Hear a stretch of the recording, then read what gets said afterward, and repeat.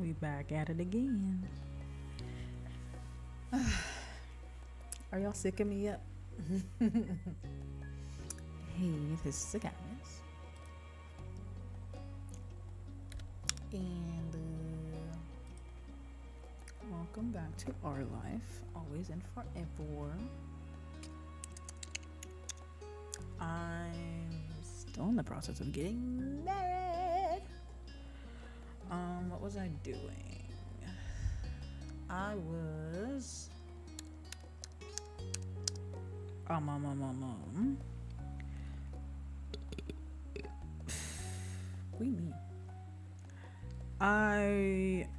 me and Cove were getting ready to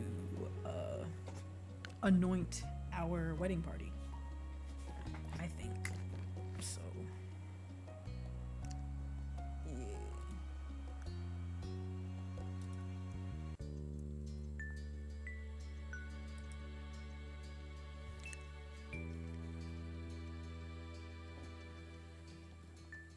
So we're stopping at his house first.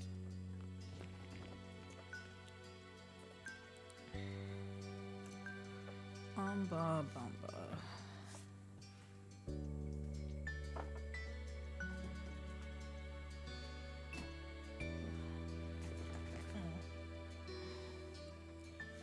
Alexa, turn lights off.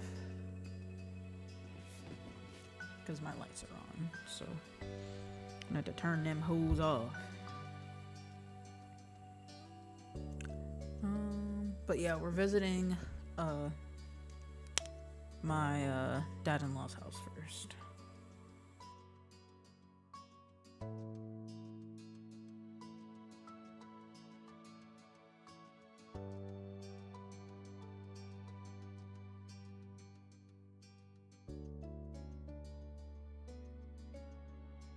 Self-voicing enabled.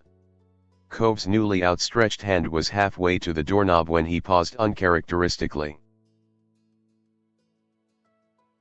Cove, actually, I'm gonna knock. Oh? You're gonna knock? You know what's funny? That's actually pretty funny. Because normally, whenever he decides he wants to visit his dad, he literally just walks right the fuck in. Because, I mean, it was his house for, like, majority of his life, right? So, of course, he's not going to feel the need to knock. He's just going to walk right in. He's like, well, it's my house, even though I don't live here anymore, so why would I knock? Which, you know, it makes sense, but, like, it's a special occasion, you know? So, maybe that's why he feels like he needs to knock this particular time. Sage, what? Why now all of a sudden? It's because it's a special occasion, right? Cove, because this is serious business. And he'll be so happy to see us that he won't see the real surprise coming. I see what you're doing. He's so smart.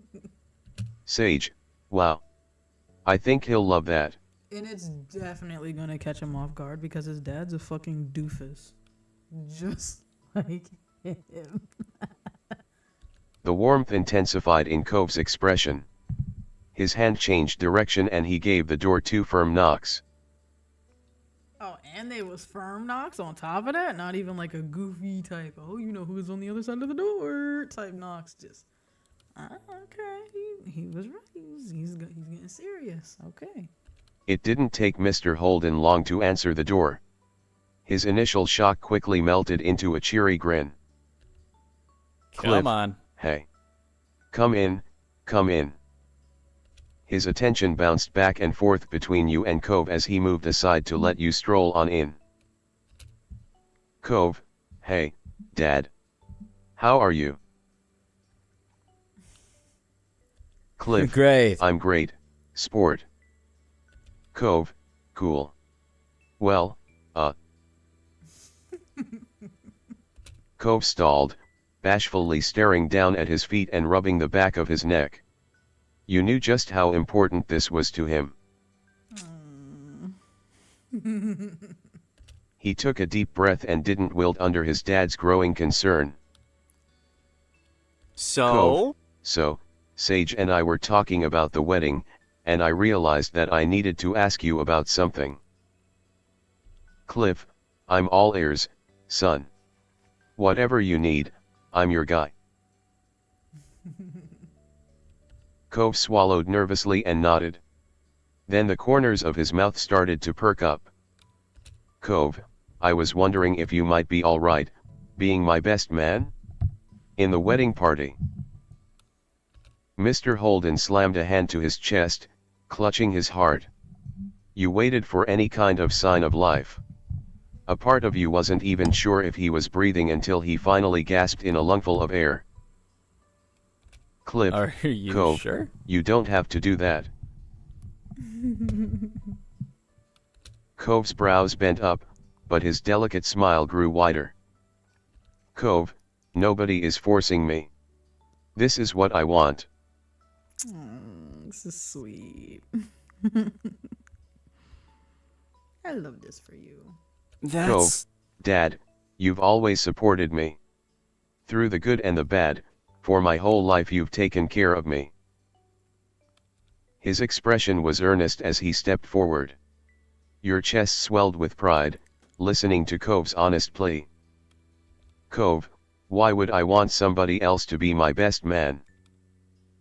Completely touched, Mr. Holden grasped his son by the shoulders and then wrapped him in a hug. Cove embraced him just as tightly and rested a cheek on his dad. My heart. This is so cute. Cliff, there's nothing in this world that would stop me from being there for my boy. Thanks. Cove, thanks, Dad. Aww. Sniffling, Cove's voice came out softly and laden with emotion.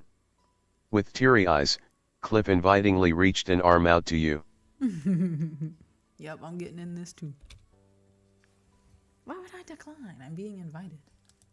That simple invitation instantly had your vision clouded with tears. The Holdens felt like family to you, and right now it really settled in how much all of you were now without question, family. Inching forward, you let yourself be pulled into their loving embrace. You clung onto them both. Finally, Cliff pulled back, letting his shaking form settle again. Cliff, well, I'm sure you're both busy so I won't keep you. Mr. Holden crossed his arms. Despite the misty eyes, he beamed, taking in the sight of you and Cove. Cliff, but I really appreciate you both coming by, and I'm around if either of you ever need anything. Cove, thanks. And yeah, we need to invite the rest of the wedding party before we see the wedding planner later. Sage, you were our very first stop today. Mr. Holden managed to brighten even more hearing that. Cove shyly nodded and rubbed his arm. I'm geeking over here. They're so cute. Cliff, Nice work. very good. You're being so responsible. I won't hold you up on your way. Cove, thanks. Again.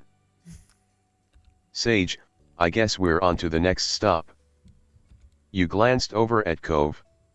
He nodded surely and you felt a calming surge of confidence. Cliff, have fun spreading the good news. Cove, we will. Bye, Dad. Sage, see you soon. The sun was warm on your skin as you left Mr. Holden's house.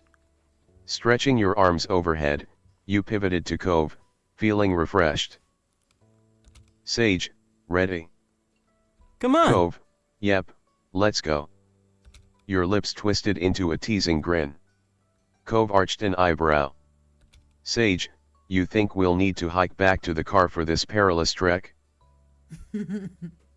Cove, across the street? Sage, it's a dangerous journey I'm told. Cove snorted and shook his head.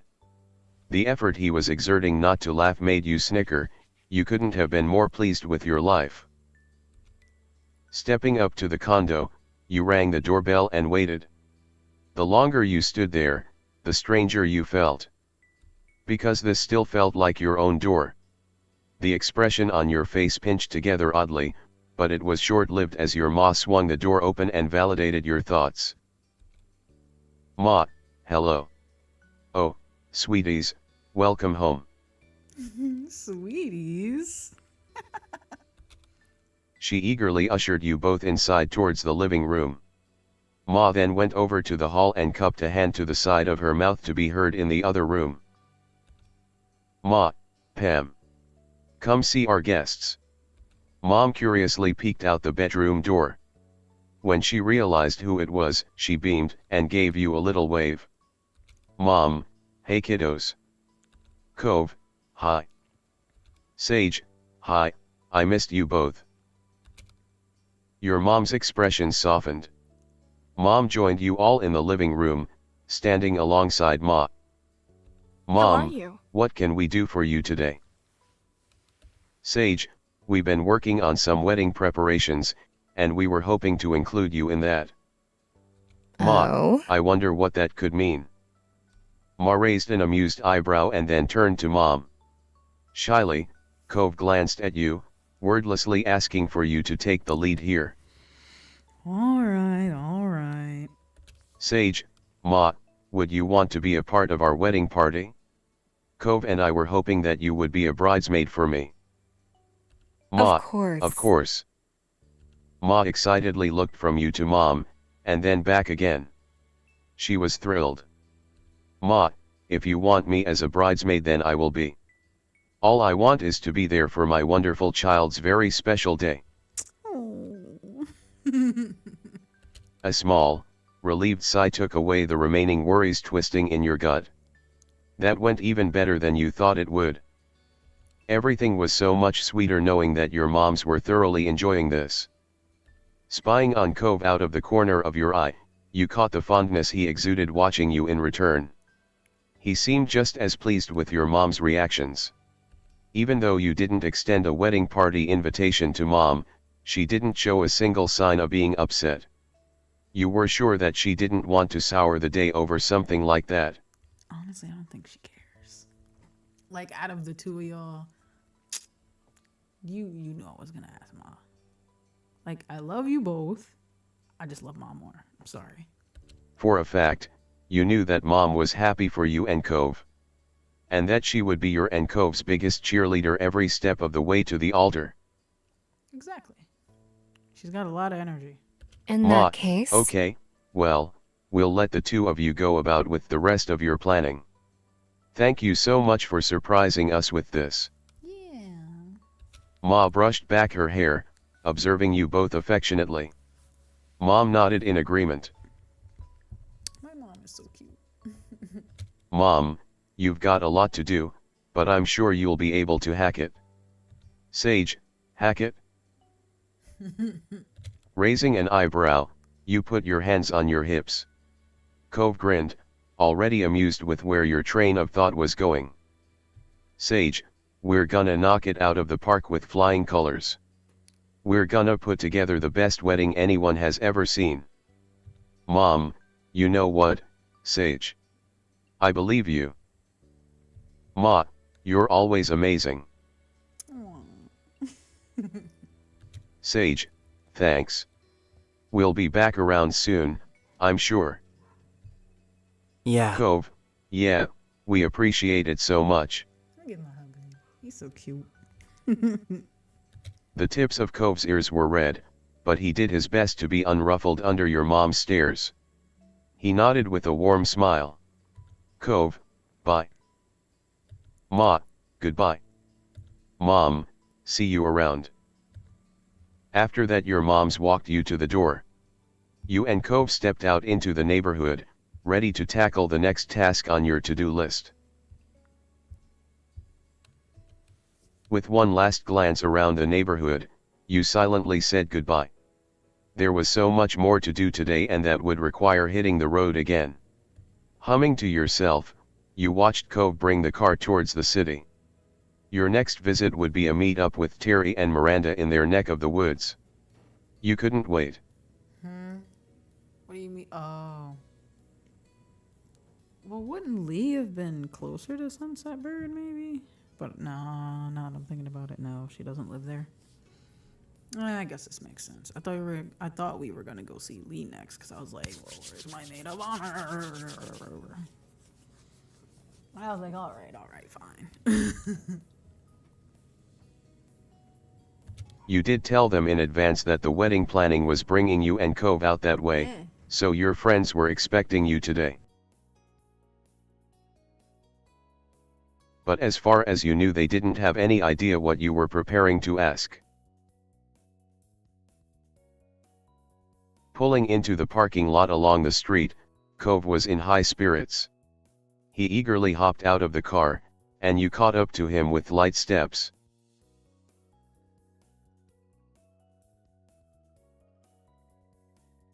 You weren't that far away from the car when you heard familiar, friendly shouts nearby.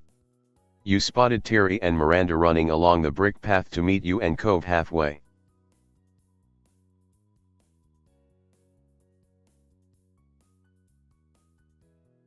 Hey, Terry, buddies. hey buddies. Miranda, it's so good to see you.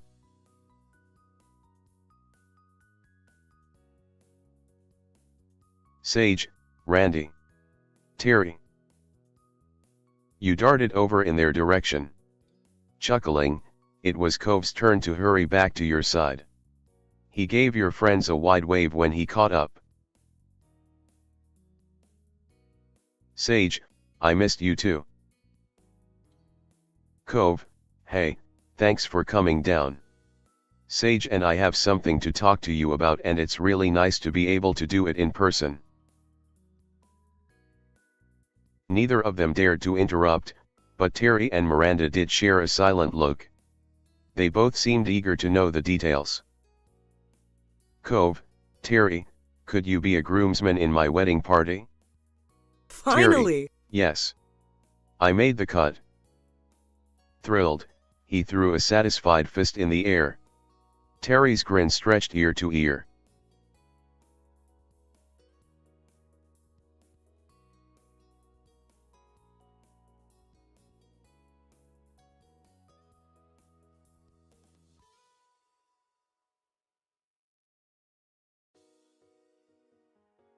Save slot. You laughed. You were genuinely relieved by Terry's reaction. Terry, having second thoughts already? Sage, no. Terry, good. Terry, I'm a groomsman and you can't take it back. It's set in stone. I mean, We could take it back. Terry, no.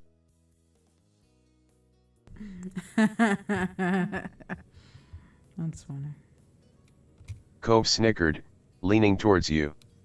Cove, thanks for meeting up with us today. Terry, it's nothing. But you'll probably have to get going now, huh? Cove, yeah. We have a meeting with the wedding planner pretty soon. Terry, the Baxman. Did he really just call him that? The Baxman? Ugh. I didn't want to talk to him again, but he is our actual wedding planner, so like, bruh. Baxman. Oh, it's so stupid. That's so dumb. With a curt shake of the head, Cove rolled his eyes, completely unamused. Miranda's brow furrowed. Miranda, wait, I thought you were joking when you mentioned that. Is he really planning your wedding? Yes, he is. And for whatever reason, Cove thought it would still be a good idea to just let him continue to plan our wedding. I would have been fine with it literally being anyone else. But no, he let himself be sweet talked and whatnot. So there we go, I guess. Sage, he is. Miranda, wow, oh, wow. Preposterous. I remember when we were all here watching free-range fireworks and now you two are getting married and Baxter is the one planning it. Preposterous. Cove, it's definitely something. But that's what we're doing and we're gonna go do it now.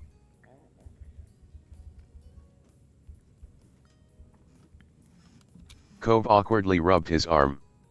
Understanding, Terry gave a thumbs up. Terry, safe travels. Miranda, bye. Have fun. He better chill when we get there. Swear to Bob, he better. Sage, next time you see us we'll have more wedding planning, so be ready. Bye. Terry and Miranda remained on the walkway while you and Cove returned to the car. When you were alone again you spoke up. Sage, that was good. Cove, yeah. He wasn't facing you, but you could still admire the happy curve of his lips. It was nice to visit with your friends for a little while, and it was even better to have another thing set for the big day. With a determined stare, Cove pulled his phone out and plugged Baxter's office into the GPS map. Once it was all set, he put the car in drive and you both were on your way once more. While Cove drove, you pulled your phone out and scrolled through your contacts list. Oh, we're not gonna actually go see Lee? Like, how? No, then again, I think she's actually kind of far. The rest of this task would have to be done long distance, so you turned the speaker up and made the call. Eagerly, you waited for your cousin to pick up. Cove noticed out of the corner of his eye that you positioned the phone a little further away than normal. He nodded in agreement with that decision. Lee, Hi. Hey Sage. How's the wedding planning going? Any news? Cove, here we go. Despite his amused tone, Cove still held the wheel more tightly, bracing for the volume of the coming conversation. Lee was clearly already excited for any potential scoop. Lee, oh, was that Cove? Hi. Huh? Don't you mean hi? Question mark? Cove, hi, Lee. She uncharacteristically remained silent after the greetings, waiting patiently for what this was about. Sage, hey, Lee. Lee, yeah. Sage, will you be my maid of honor? She gasped dramatically before launching into a series of high-pitched questions. Lee, Seriously? the maid of honor. Me. Really? Yeah.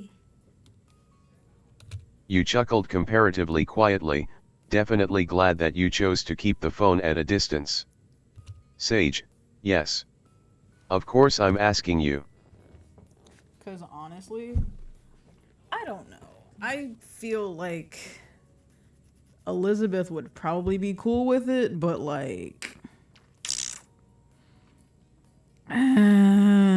I don't think she would actually like take it all that seriously. Like, Lee is genuinely geeked about being maid of honor, and I literally just now told her.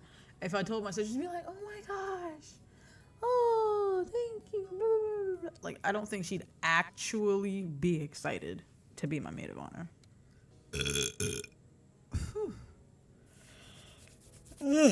Out of anyone in my circle, it would be between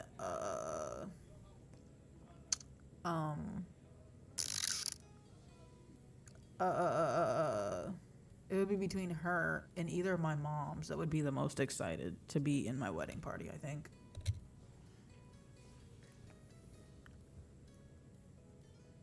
There's no one else that I'd want to do this with, Lee.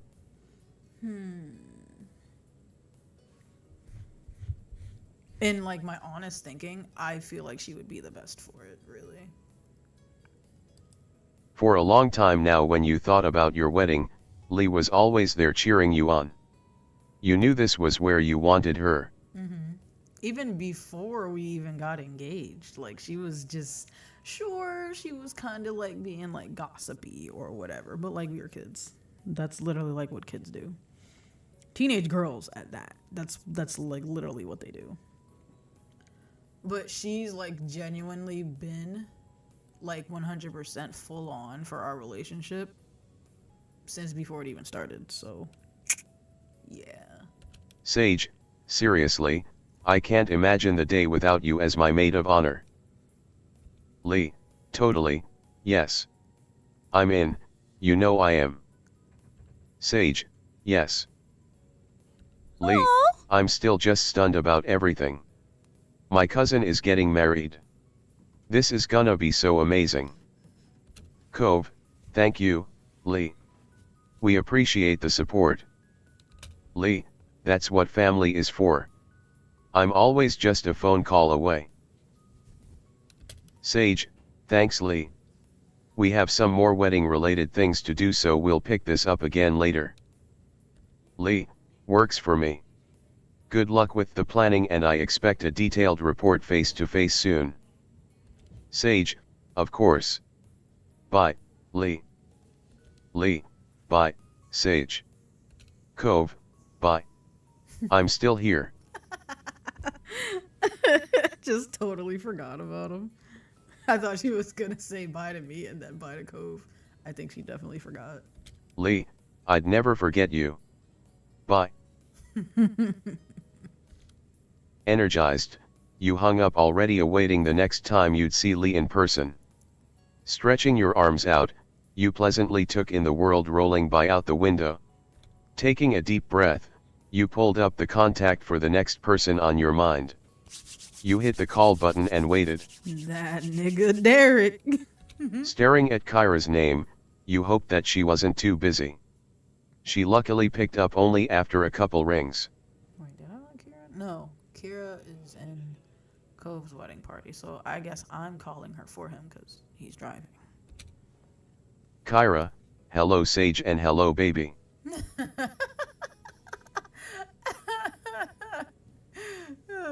Baby. Sage, hi, Mom 3.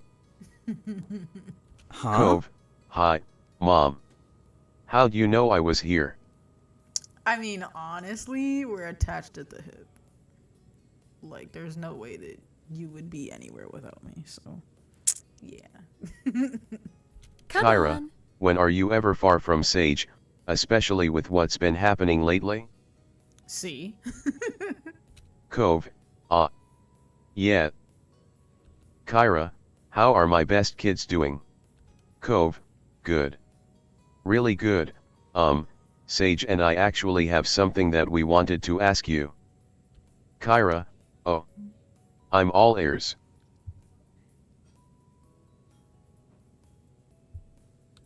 Cove, I was hoping that you'd be a groomswoman in my wedding party. Groomswoman. Groomswoman.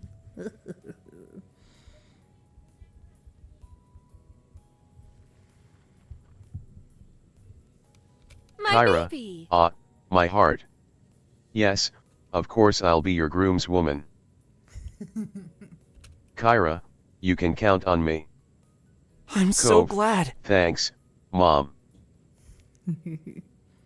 Sage, yeah, thank you so much.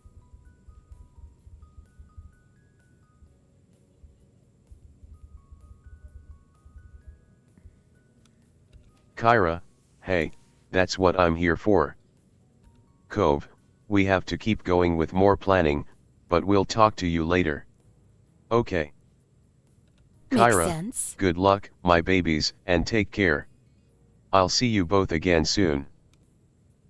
Sage, thanks again. Bye. Cove, bye, Mom. Cove was elated when you ended the call. One more successful invitation was checked off the to-do list. Taking a deep breath, you pulled up the contact for the next person on your mind. You hit the call button and waited. That nigga Derek. It has to be Derek because he's the only one left. You didn't have to hover over Derek's name, you hit call without another thought. He picked up before the second ring. He was waiting. What's Derek, hey, it's Derek. How's it going? Oh, Oh my gosh, we know it's you. We called your number, doofus. Cove, hi. Everything's great. Derek, Cove's there too. Not a. Talking to Derek always raised his spirits. You chuckled watching Cove's grin widen. Sage, hey, too. And Cove's right, things are good. Derek, Awesome. awesome. Did you both need to talk to me about something specific or is this just for fun? I mean, it could definitely be both. Cove, yeah, about that. Cove trailed off so that you could pick the conversation up. Sage, I wanted to ask if you'd be a bridesman in my party. Leave Derek, it to me. oh hell yeah. Of course I'd wanna be in your party. Hey.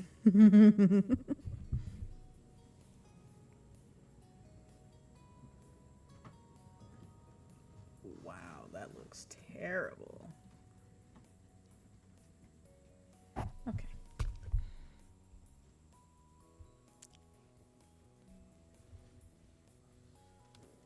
Derek, all those times being a polite guest at your house worked out.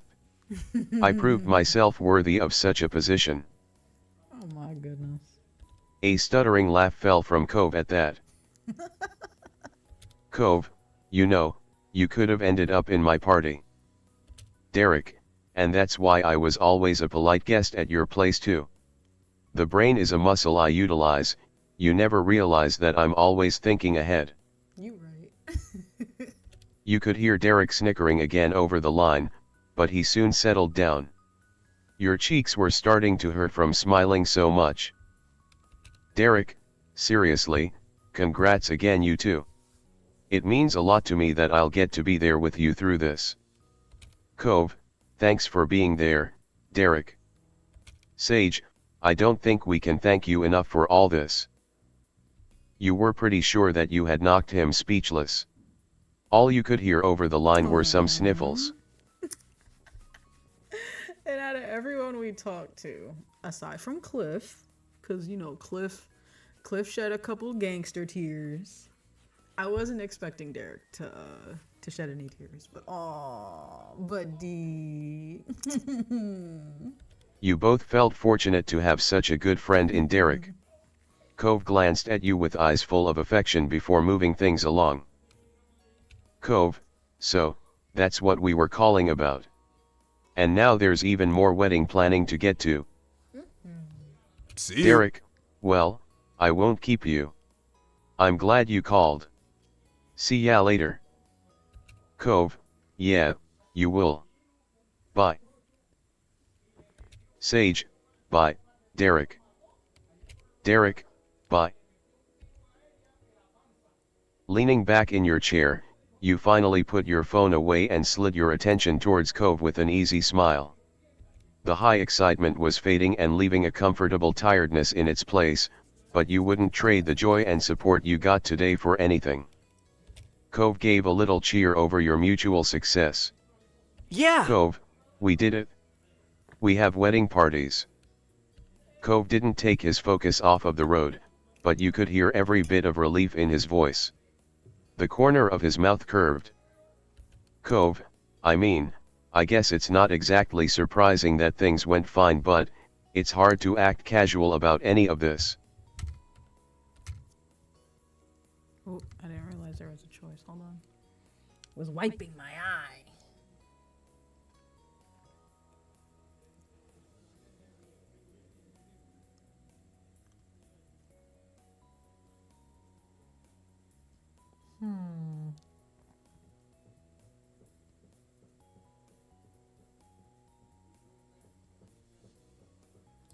Sage Kamajo.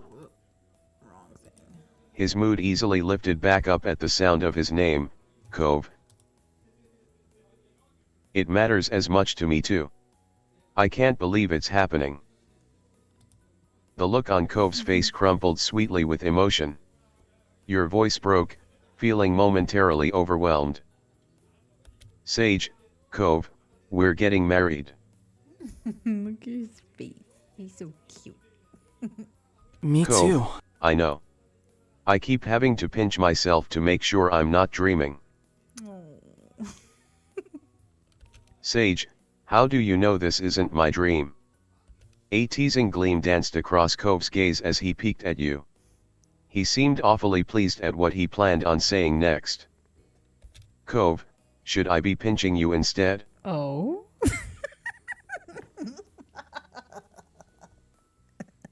Sage, not right now. I was kidding. Hey. He might be driving, but he could always pull over. We don't pass on moments like this. Don't give me an option to escalate this, because I will.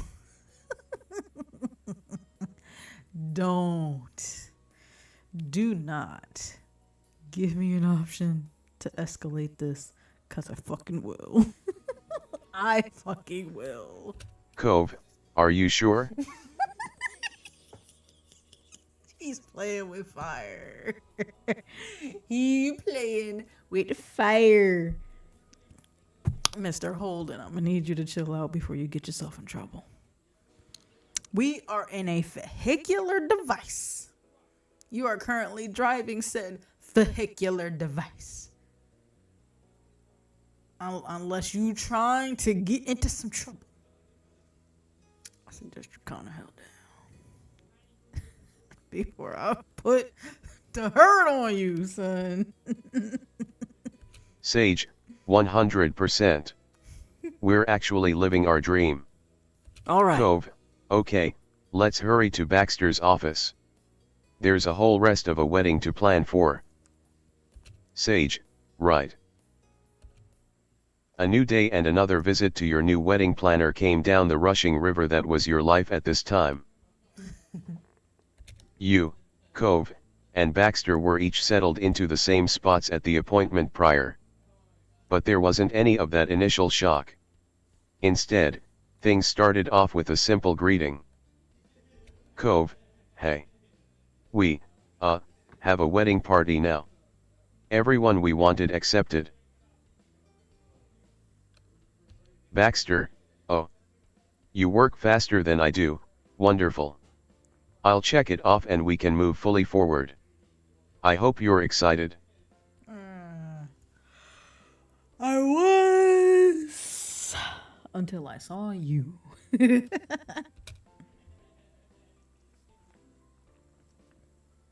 I could take it or leave it. Stop it. You gave a firm nod.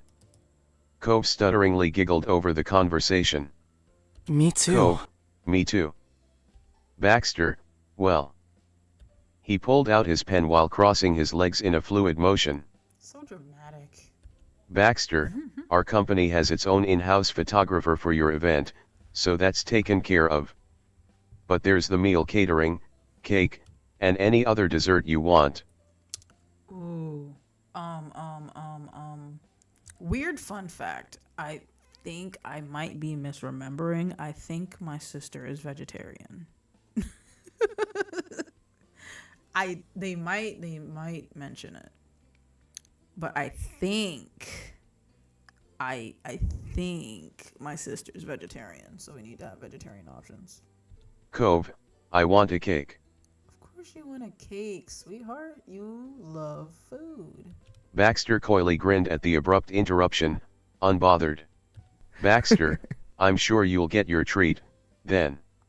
Along with those are the outfits for you both. Baxter, and you'll naturally need to decide where the ceremony and reception will be held. Do I get to see photos of said locations, or? Baxter, if you're feeling unprepared to make a call on any of that now, we could always start with the dance lessons for Cove. Baxter, what are you feeling? Cove, knowing where the wedding is gonna be is pretty important to get done, but, on the other hand, it's such a big thing it's kind of intimidating to think about. Cove tilted his head back and forth, mentally working through his opinion on the matter. Baxter watched the struggle for a moment before bringing it back up. Baxter, Sage, any thoughts for your to-be husband? All thoughts, but okay.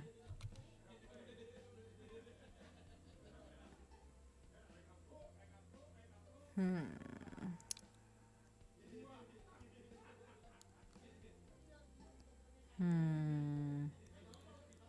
mean, we don't want to rush and pick a venue because we want one that'll fit for everything we want.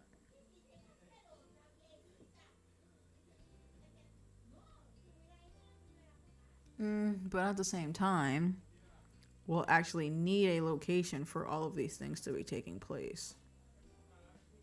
I'm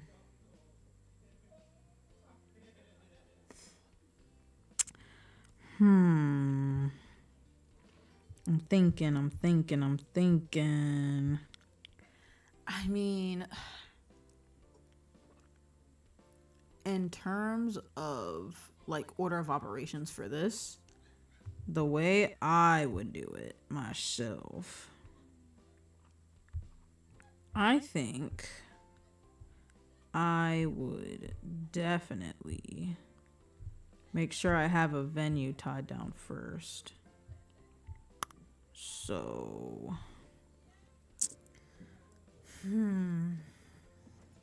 I think we should go for the venue first because we need a location for our cake, for our catering, to have our wedding, to have a dance floor, that sort of thing. So yeah, I think we should just go ahead and figure out what we're gonna do with the venue. So that way it's already out of the way.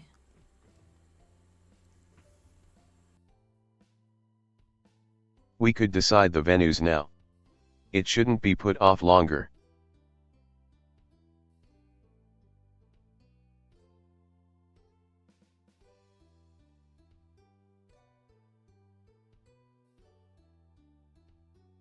We could. Yeah. Baxter rubbed his hands together and grinned at you. What is he evil man rubbing his hands together for? Devious. The hell? Absolutely. Baxter, all right, now we're getting serious. I wonder if I could actually turn it down. Hold on, let me see.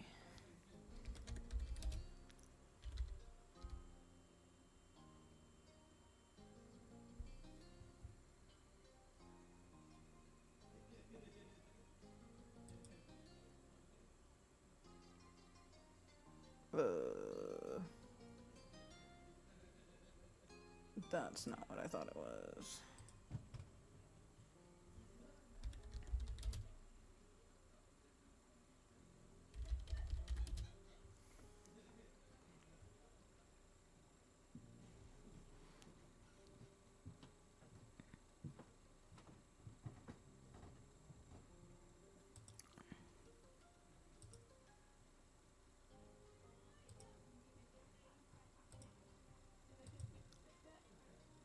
No? Question mark? Alright, whatever. It's fine. Cove gulped, his Adam's apple briefly retreating up into his chin as if afraid, but he nodded his assent. I haven't seen his expression like that with a frown, actually. Oh, it's still cute. All right. Cove, Sage is right. We should decide this. His eyes met yours as he bobbed his head again. Cove, let's do it. You sat up straight, your back tearing away from the comfort of the sofa's cushioning, as you readied yourself for such a critical discussion in your wedding preparation. Sage, here we go. Baxter, good. There are stunning buildings in the area which used to be private locations but have since opened up, specifically for wedding ceremonies, for any couple who'd like to make use of them. Baxter, naturally, there are also plenty of commercial locations which can easily host a full-sized after-party for your reception. His mouth twitched into a sly smile. Baxter, or, if you'd prefer something outdoors, there's always the beach. He chuckled, fully aware of what an obvious suggestion that was for his current clients. Baxter, you could go for a spot that can host both parts of the wedding, so it's entirely in one location, but there's no harm in making a little trip from the ceremony to the reception afterwards, either. Baxter, it's entirely up to you. He held up a hand, stopping himself mid-flow, but continuing to smile wryly. But Baxter, but I don't wish to get carried away in a preamble. Where would you like us to start? He leaned in, not planning on missing one word, the hand which he'd held in the air now propping up his chin.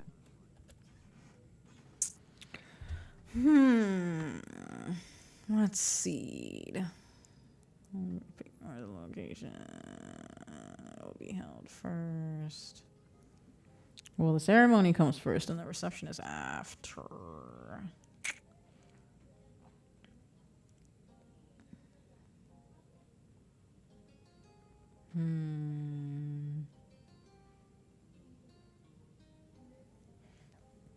I need to see where my husband's head at. Where my husband's head is at. Because his input is also important.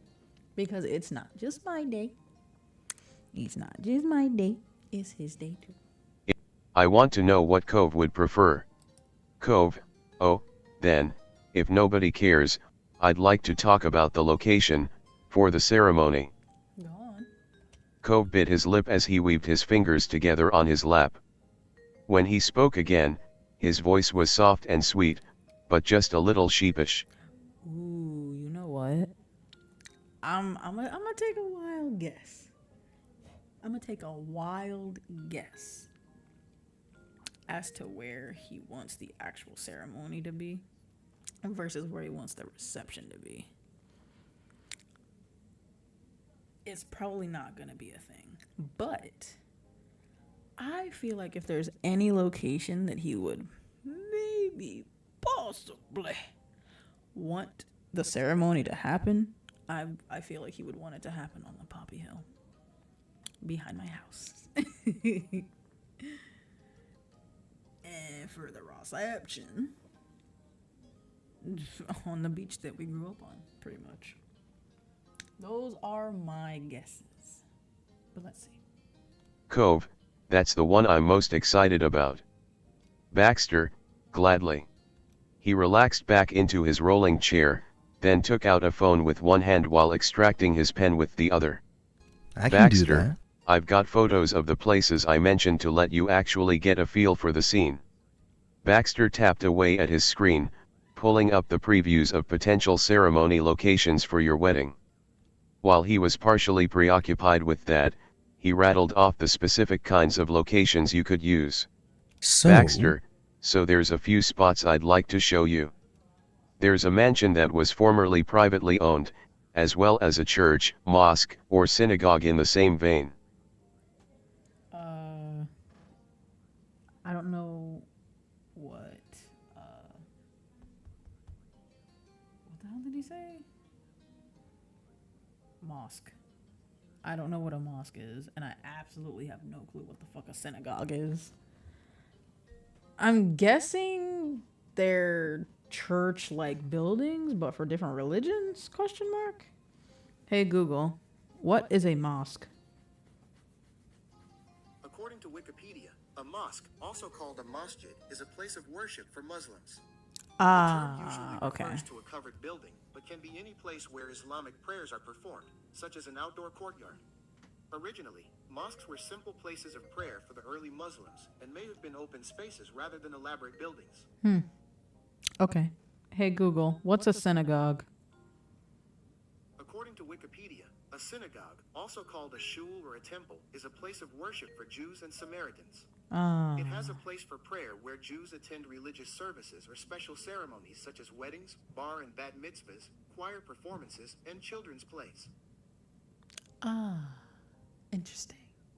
Okay. Yeah, I don't want either of those. Baxter, there's the beach, as always, or perhaps a different outdoor spot. I like how he's raising his eyebrow like, I already know what you assholes are gonna pick, but I'm just gonna give you all the options anyway. Wipe the grin off your face. Damn. Cove, Cove's eyes darted over to Baxter and back to you as he spoke up tentatively. Cove, so we're allowed to mention our own ideas for places? Baxter nodded amiably. Well, yeah, what he's giving us are just suggestions. Certainly. Baxter, certainly. What did you have in mind? Go on, Cove. Cove, Well. well. He was looking down at his shoes as he spoke. Taking a deep breath, he glanced over at you. Cove, there's the Poppy Hill. What the fuck did I say, son? It's the only place I could think of in the entire game that this man would want to be married. The place we fucking met, bro. And that's sweet as fuck. The place I met the love of my life. Fuck, that's cute.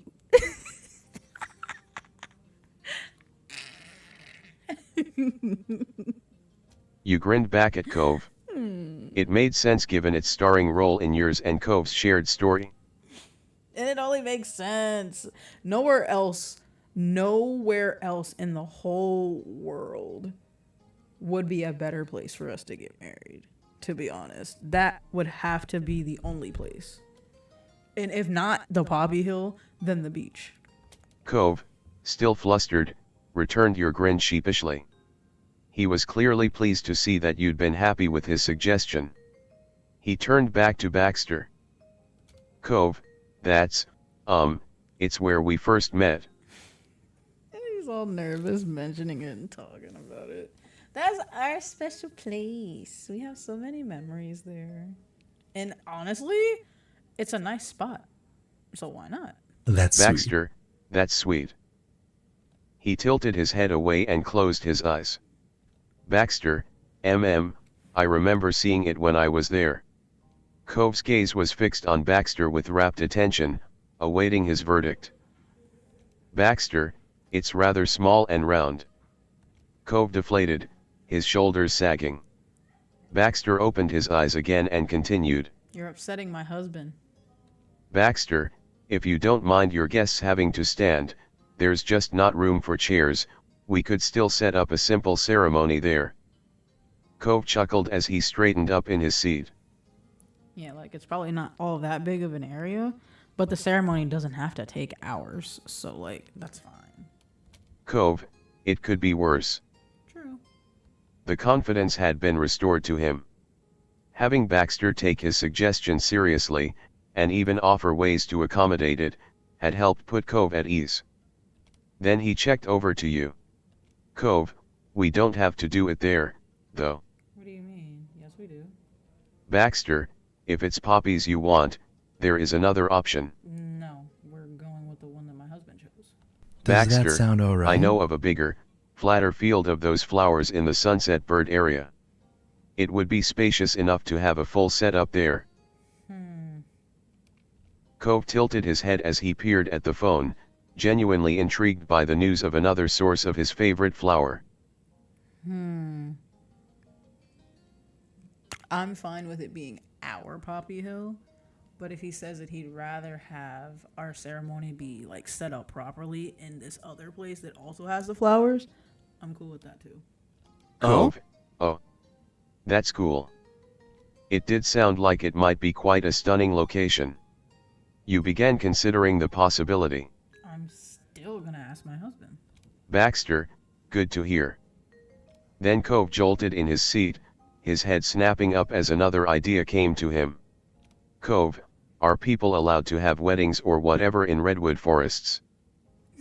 Really? Cove, even though it's kind of further away, that's an amazing place to be in. It's just really big trees, honey. What are you doing? What are you talking He settled down into a warm nostalgia. I mean, it is a decent spot, but I don't know if I'd want to get married there, though. Like, the main focal point of it is just, like, the big-ass, tall-ass trees. Cove, we've made some good memories there. But not like the Poppy Hill, though. Baxter nodded surely. Baxter, it is an option for certain spots. We could get it set up if you want. Cove grinned, delighted. Cove, which do you want? Do you want Redwood Forest or do you want the Poppy Hill?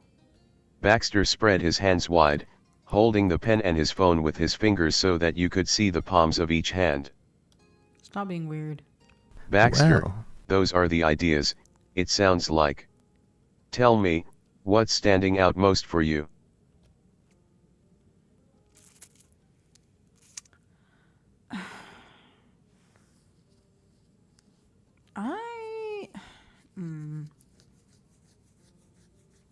Damn.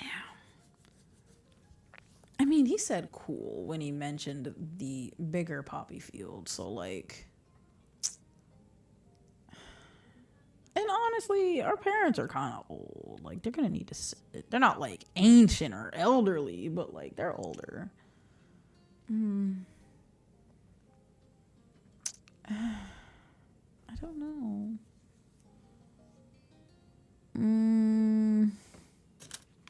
I'm not sure, actually.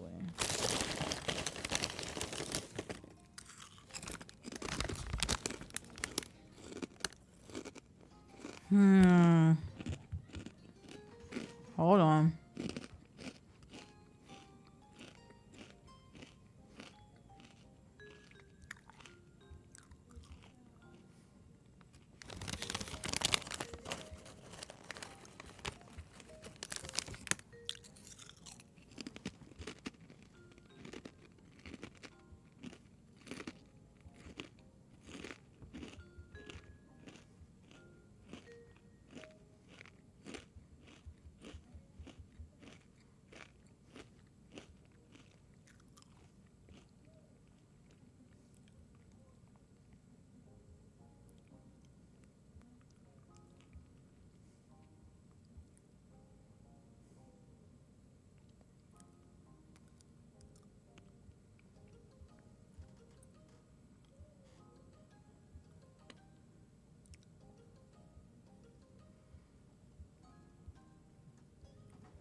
Hold on.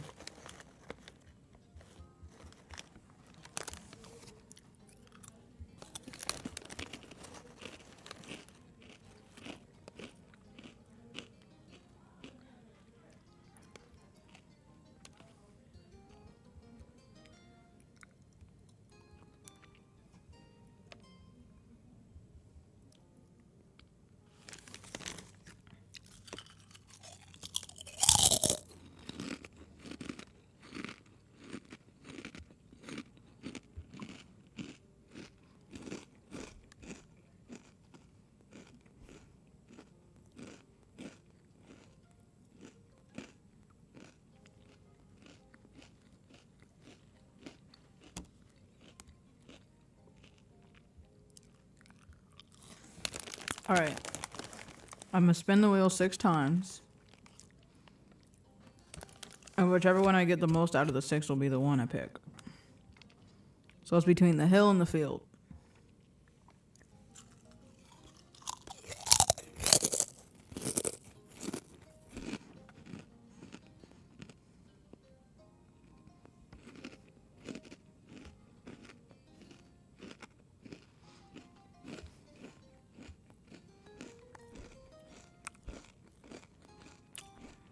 We got 2 for the field.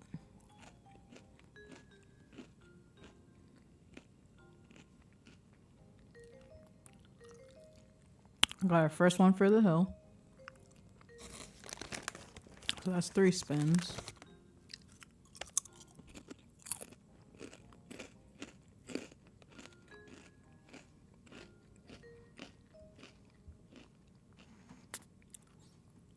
We got 3 for the field.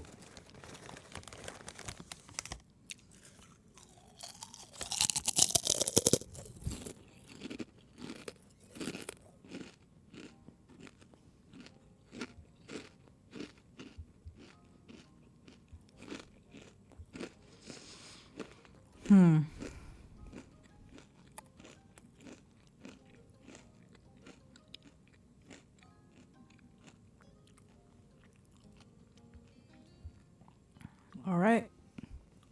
It's 5-1.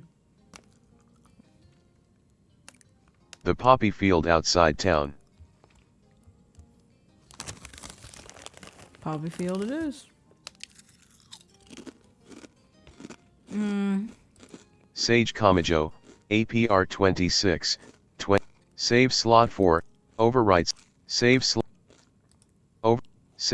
4, Sage Com- Actually, I already, Y'all really thought I was gonna pick one option? I'm gonna say splitting the fuck out of that. the poppy hill behind my house.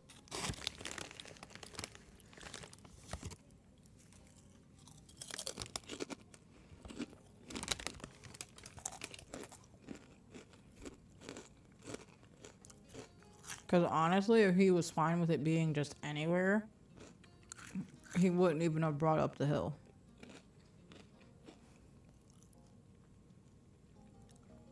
And it's not like our ceremony is gonna be like a whole big like party type thing anyway. So having a simple ceremony there. The is poppy fine. hill behind my house. That's what he brought up. That's what he wanted. So I'm going with that. Oh, Baxter, He lifted his head up from his phone to face you instead, a note of amusement in his voice. Baxter, I don't have a photo for that. Cove, I do.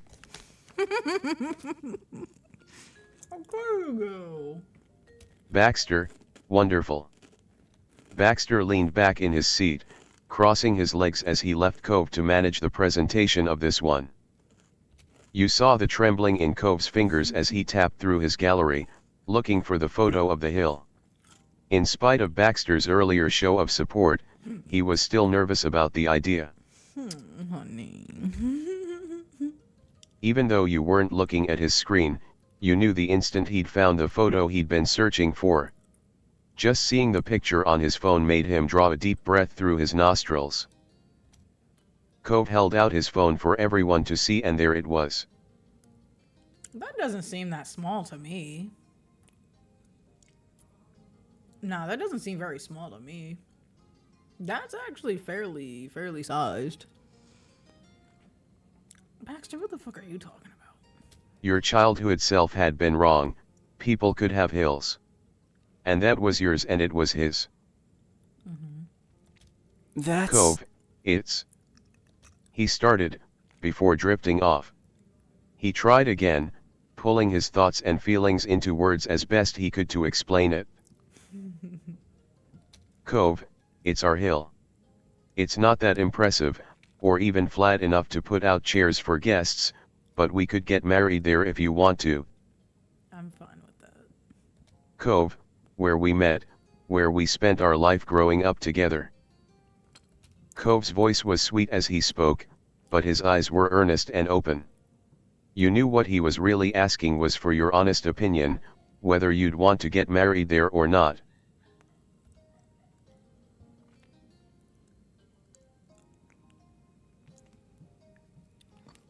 I think this is the one. It's supposed to be an abso-fucking-lutely. What do you mean? Yes. Cove, I think this is the one. Do you? Cove's eyebrows rose in response to your statement. His wavy brows relaxed. After that, your moms walked you to the door. You and Cove stepped out Yeah, into actually, the that was a good neighborhood, one. ready to tackle the next task on your to-do app. His wavy brows relaxed, sloping gently as he smiled softly. Cove, I would love that. It'd be perfect for the two of us. I agree. Your body tried to gasp and laugh in excitement at the same time, resulting in a short, breathy snort followed by an exhilarated giggle. Can't even, like, breathe properly, apparently. Sage, we're going to have a Poppy Hill ceremony. exciting. That's exciting. Shut up, Baxter. He smiled indulgently, like a teacher allowing the class a moment of levity before bringing them back to their studies. Baxter, before you get fully carried away, there's still the reception location to consider. Cove. Baxter glanced down at his phone, nodding almost imperceptibly as he clicked away to get the information he needed. Baxter, there's a couple of big halls you could consider, one which is frequently used for dances and another for more formal events. Baxter, there's also a large room in a historic mansion that could host the reception, the same one that I mentioned before. We're not really into big fancy schmancy stuff like that, so again, I would like my husband's opinion, so. Baxter, a rather new option is actually the aquarium in the city over, which now has the bandwidth to host private events. Cove's jaw dropped, and he uttered a single word. Seriously? Cove, really? Oh. Baxter, really? It'd be in the main display room, with the floor-to-ceiling tanks. You know this man loves his fish. That could be a runner. His mouth continued to hang open, his face frozen. It was certainly a rare opportunity, and you couldn't think of anyone who'd be as excited by the option as Cove. As such, the news had temporarily stunned him. All at once, he blinked rapidly, closing his mouth in a hurry. Your attention returned to Baxter. The aquarium was certainly an option to keep in mind, but there were many other appealing choices to consider. Really? Of course. Baxter, or, if you wanted something outdoors, there's always the beach, of course. Baxter, and even though you didn't want to use the redwood forest for your ceremony, it could also work for a reception, so you're welcome to keep it in mind as an option. Baxter, like before, if there's anything you want to bring up yourself, that's perfectly fine. In fact, I recommend it. Cove, He pursed his lips as he dug around in his mind, pondering the possibilities. As a thought struck him, he shifted to face you. Cove, what about that country club your moms are a part of? Really? Huh. Honestly, I didn't think he'd bring that place up. It was nice though, but I legit thought he was gonna pick the beach. He snapped his fingers over and over, trying to dredge the name back up to his tongue.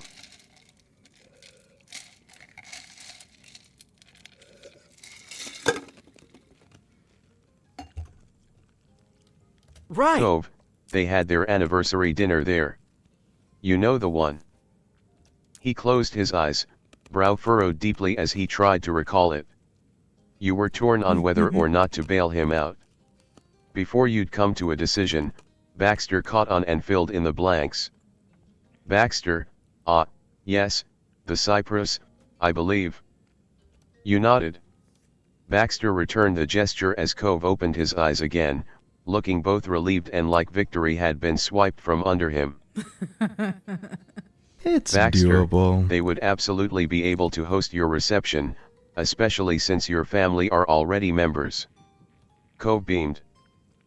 Is that where you want it?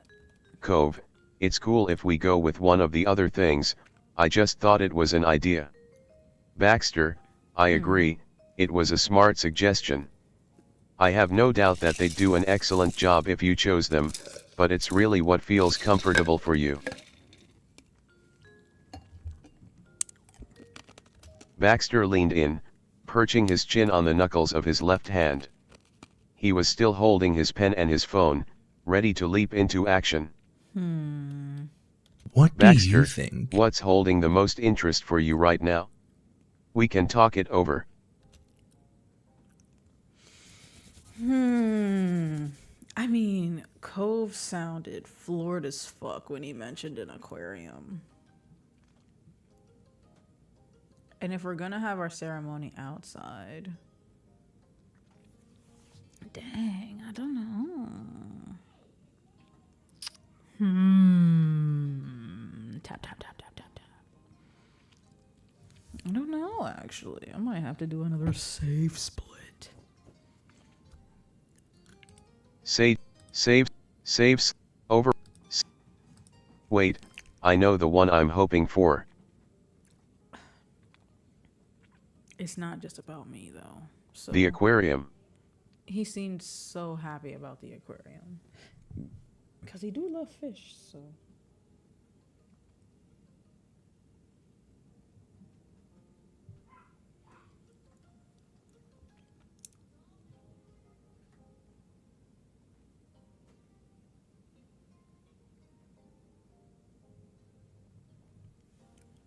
I think I'll pick the aquarium. Baxter held up a finger to indicate that he would be a moment. That was very nearly all it took, as he was able to locate pictures of the aquarium's large display room with ease. He showed his screen to you and Cove. Cove gasped with such intensity that he choked. You turned to him, alarmed, but he had already recovered and was leaning in to look at the phone, his knuckles taut as he gripped his knees. Yeah, we're going with this one. He's super excited about it. Cove, I've never been to that aquarium. His eyes were opened as wide as they could go, as though he was trying to memorize every last detail in the scene before him. His mouth shut at last, fixed in a tight and intense line. He was super into this location. Alright, that's where we're going. You chuckled to yourself. Of course Cove would love the aquarium. With it being open to the public outside of events, you reminded yourself that the wedding wouldn't be your only chance to visit the aquarium with him. Finally, Cove pulled his gaze from the phone and glanced over his shoulder to you. You could tell that he was trying to figure out what you were thinking.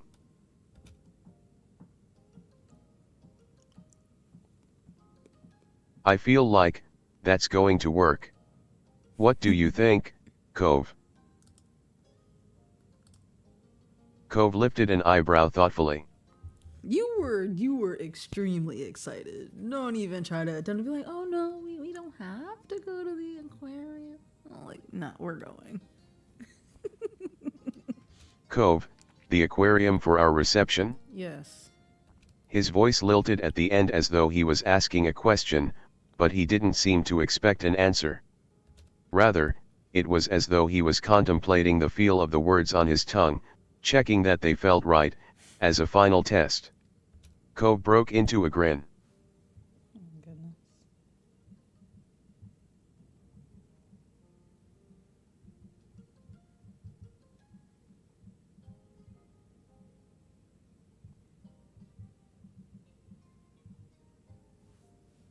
Cove, I think you're right. It would match with us for sure. You let out a sigh of satisfaction, pleased that Cove had come to the same conclusion that you had. You'd already begun visualizing your reception there and known it had to happen.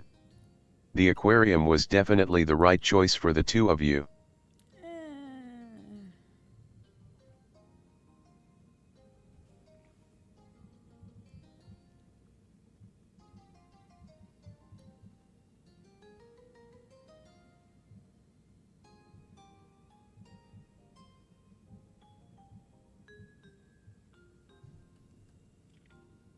Your energy was mounting. With the venues picked, your idle daydreams of the big day moved from hazy imaginings to sharp clarity. Yeah. The excitement radiated off you and onto Cove. He pulled himself closer to you on the sofa, your legs brushing against each other. No. Sensing that his audience was becoming distracted, Baxter quickly spoke up. Hey, don't try and spoil our moment. You better chill the hell out. Baxter, a ceremony at the Poppy Hill and the reception at the aquarium after, Looking thoughtful, Baxter tapped his pen against the side of his desk. Your eyes were drawn to the source of the noise. He tilted his hand as if to tap it once more, the pen idly rolling between his finger and thumb, and then he smiled. Perfect. Baxter, sounds like a wedding. I'll make it happen. You fucking better. That's what we're paying you for. Cove spun to face you, his eyes alight with glee. You'd got your wedding locations. You felt every thump of your heart beating in your chest. It was a thought so simple, and yet so monumental, that you were struggling to accept it all at once. You knew where your wedding was going to be.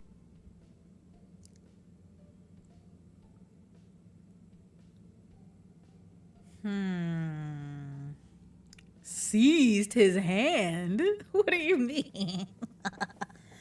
Seize? He already belongs to me. I don't have to seize anything. I can just take that shit.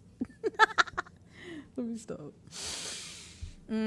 And just to hammer it home that we're getting married, Baxter, we're not separating, we're coming together, we're getting married, which means you're not getting to either of us. Smooch time. You leaned over to kiss Cove's cheek. Your lips lingered on his skin only for a moment, yet Cove was still flushed when you pulled away. The sudden display of affection had caught him by surprise. I'm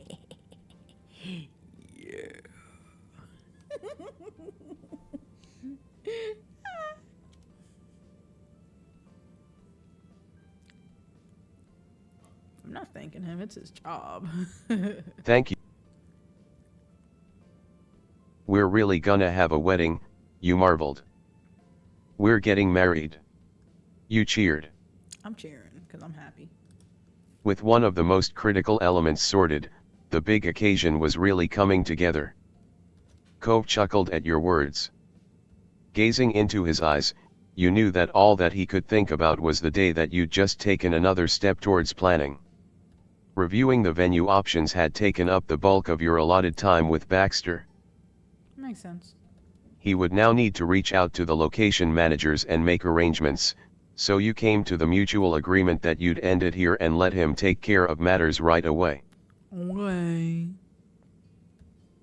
Goodbyes followed, then you and Cove giddily left the office and spilled out onto the street together.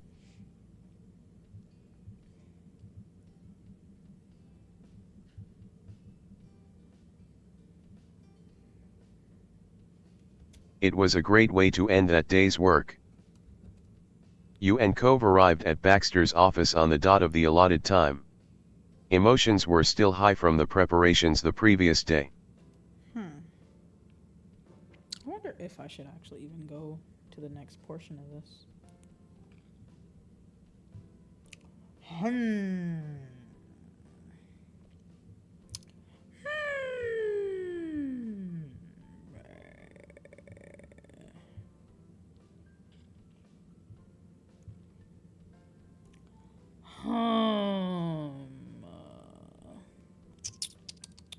Maybe just a little. Might do a choice or two.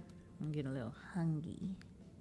After having settled down as the process had gone on, Cove's nerves had shot back to their initial appointment levels. Greetings were exchanged, and Baxter didn't leave a space open for Cove to get lost in. Your planner went right to the point. Baxter, what shall we be doing today?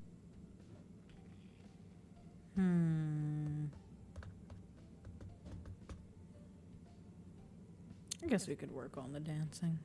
Why don't you begin the dance sessions, Cove? Exciting. Baxter, oh. You want to get started on that? Exciting. Baxter gestured down to the other door in the space, rolling his wrist to point with his whole hand in an extravagant gesture. Don't get cute. Baxter, there's a room here in the building you can use for dance lessons. Baxter, I'll need to schedule it, of course.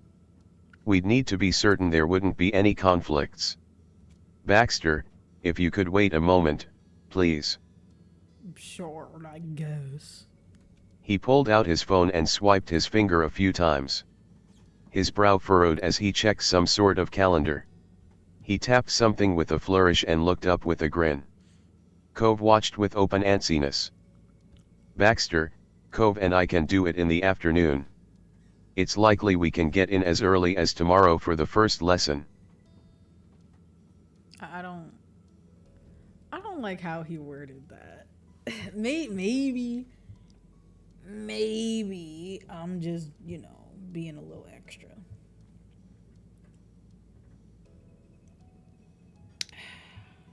Just maybe I'm being extra, but I don't like the way he worded that. That's what I'm talking about. His dialogue set up weird, bro. His dialogue set up weird. Baxter, I can get everything arranged today if that works for you. Cove nodded seriously. There was no hesitation coming from his corner, despite his jitteriness. Cause this man wanna dance with his wife. Cove, let's do it. Sage, yeah. I'm excited. Sage, you're gonna have some fancy footwork, Cove. Baxter placed the phone down to clasp his hands together. His enthusiasm was hard to miss.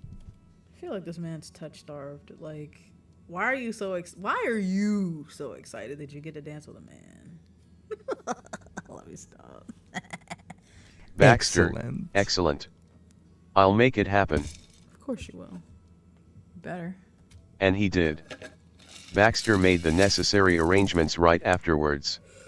He asked for your input occasionally and finalized the times. He planned each detail out exactly. Any specific idea that Cove or you had was jotted down and added to the considerations. Baxter, what kind of music are you thinking of? If jazz is an option, I'm going with jazz. Baxter, would you rather go with something fast or something slow?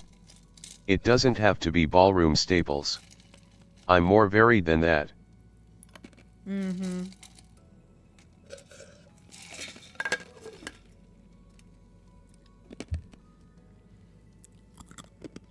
Baxter, a recent wedding I helped with went with classical music for the first half and then early 2010s dance music for the last half. There is no wrong answer to this.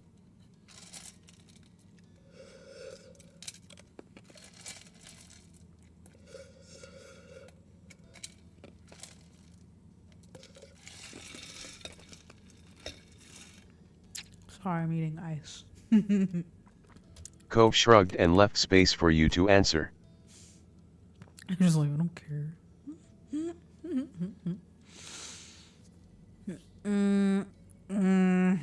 There it is. My preference would be jazz. And it was also well suited for dancing. Exactly.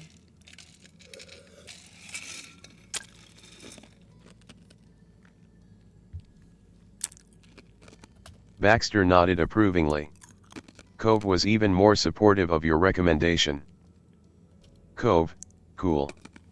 I think I can guess some of the songs you're hoping for. Yeah. Absolutely. Baxter, of course. And speaking of, let's chat about particular tracks.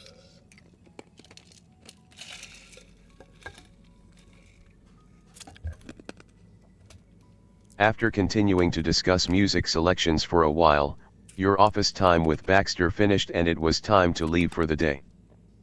Goodbyes were said, knowing that the separation wouldn't last long. Tomorrow wasn't far. The hours passed by quickly.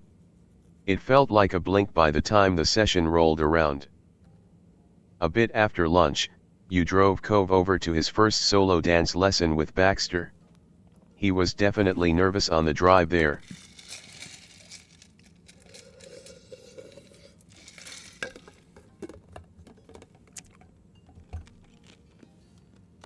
Despite his usual anxiousness, he insisted that he wanted to do the lesson on his own. He would show you his moves after he practiced. All right.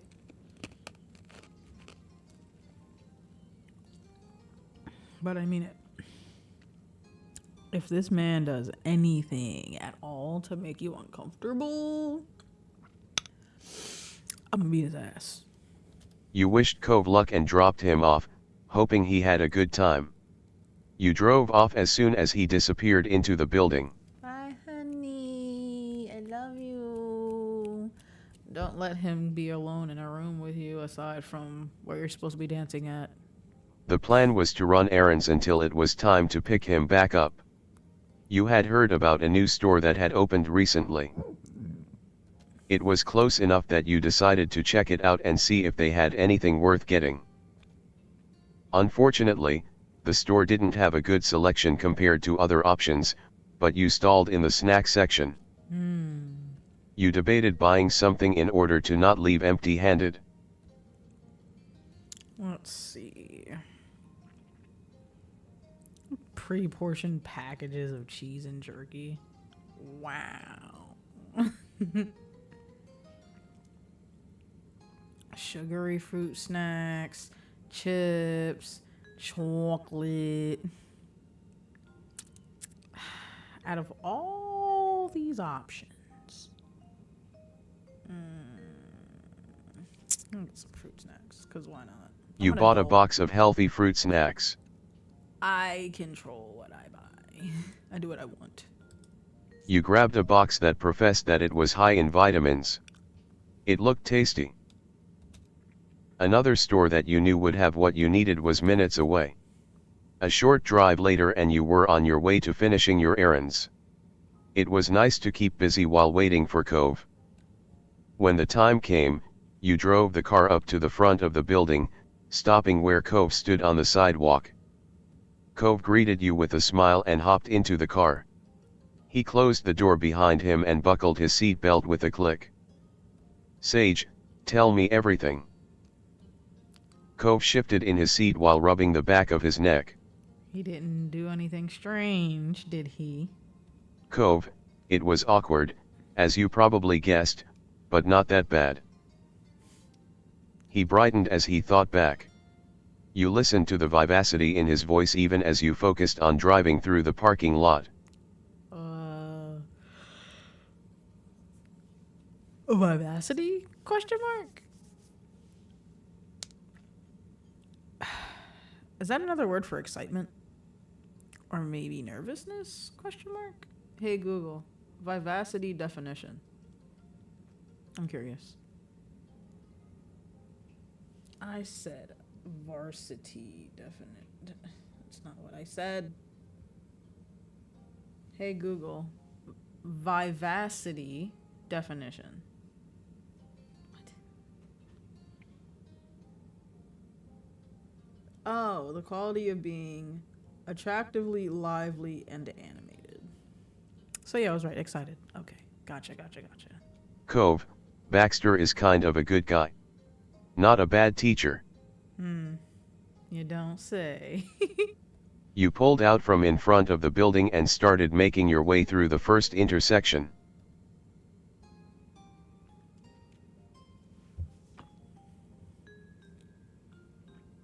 What did you talk about with all your time together? To yourself, you admitted you were really curious. From what you could remember of that summer years ago, Cove and Baxter never spent time with just each other. Yeah, because Baxter's a fucking weirdo. So of course I would like to know what the fuck y'all even talked about. Because we didn't really associate with this man, so what was there to possibly talk about? Cove hummed in thought. Cove, we mostly just focused on the dance lesson. I think we also talked about some general wedding stuff. Cove, he asked me about the material of napkins I liked. Napkin material? Cove, nothing personal. He didn't bring up anything from back before when he wasn't our wedding planner. Good. Because I will kick his teeth in. But if you say he didn't, alright. He paused for a moment, then continued. Cove, it had to have been on purpose. I guess he didn't forget how I'd get uncomfortable when people acted too friendly too fast. And luckily enough for him, you're not like me and you don't get violent, so... You heard Cove tap the car door with his fingertips as you made a right turn. Cove, I wouldn't have minded talking a little more now, so we kinda made progress in more than just my coordination. A smile tugged at your lips. That was good to hear. I'm fine with him not really being a people person. I'm totally cool with that. I'm not gonna force him to socialize if he doesn't want to. And he doesn't have to force himself to socialize if he doesn't want to. But if he's cool with opening up and talking, that is also completely fine. But ain't nobody gonna force their hand over my husband and try to make him do anything he don't want to do. Because if you do, he's gonna tell me. And when he tells me and I find you, I'm gonna wring your neck. Then you finally got on the highway out of the city. Next time you would come back for a usual office visit. You couldn't wait to continue ahead with even more wedding details.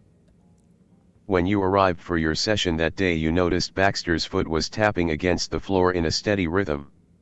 It seemed the lessons from the day before were still on his mind.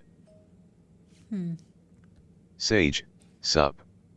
Cove, hi. Good Baxter, afternoon. good afternoon. So nice to see you again. Uh-huh. Baxter, now, we can keep going over the steps here and there in between other aspects of the planning, but our main focus should move beyond that. Really now. Baxter, what shall we be doing today? Baxter, Sage Comage, save slot, oh, save, Sage, save, Sage, return to our life, 1.7.1.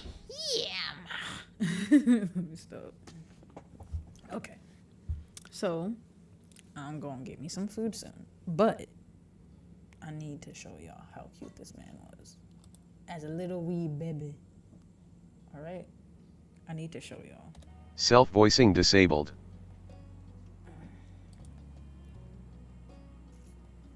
This is the moment we met. Right here.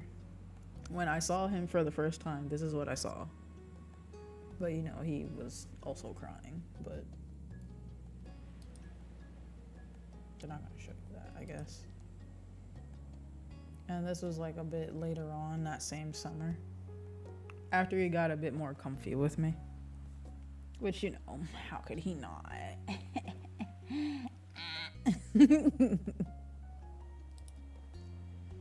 And I don't have the deal. I don't have the Step 1 DLC, so I don't have that. Any ones that are locked, obviously, it's because I don't have those particular DLCs, but that's okay. This is Cliff when he was still a young buck. Clifford. I still can't get over this man's name. I thought Cliff was his actual name until Cove's mom fucking called him by his government. And I was like, whoa! Cliff is short for Clifford? You're lying! Finding that out was fucking hilarious. I was like, this man's name is Clifford? Clifford Holden is hilariously goofy.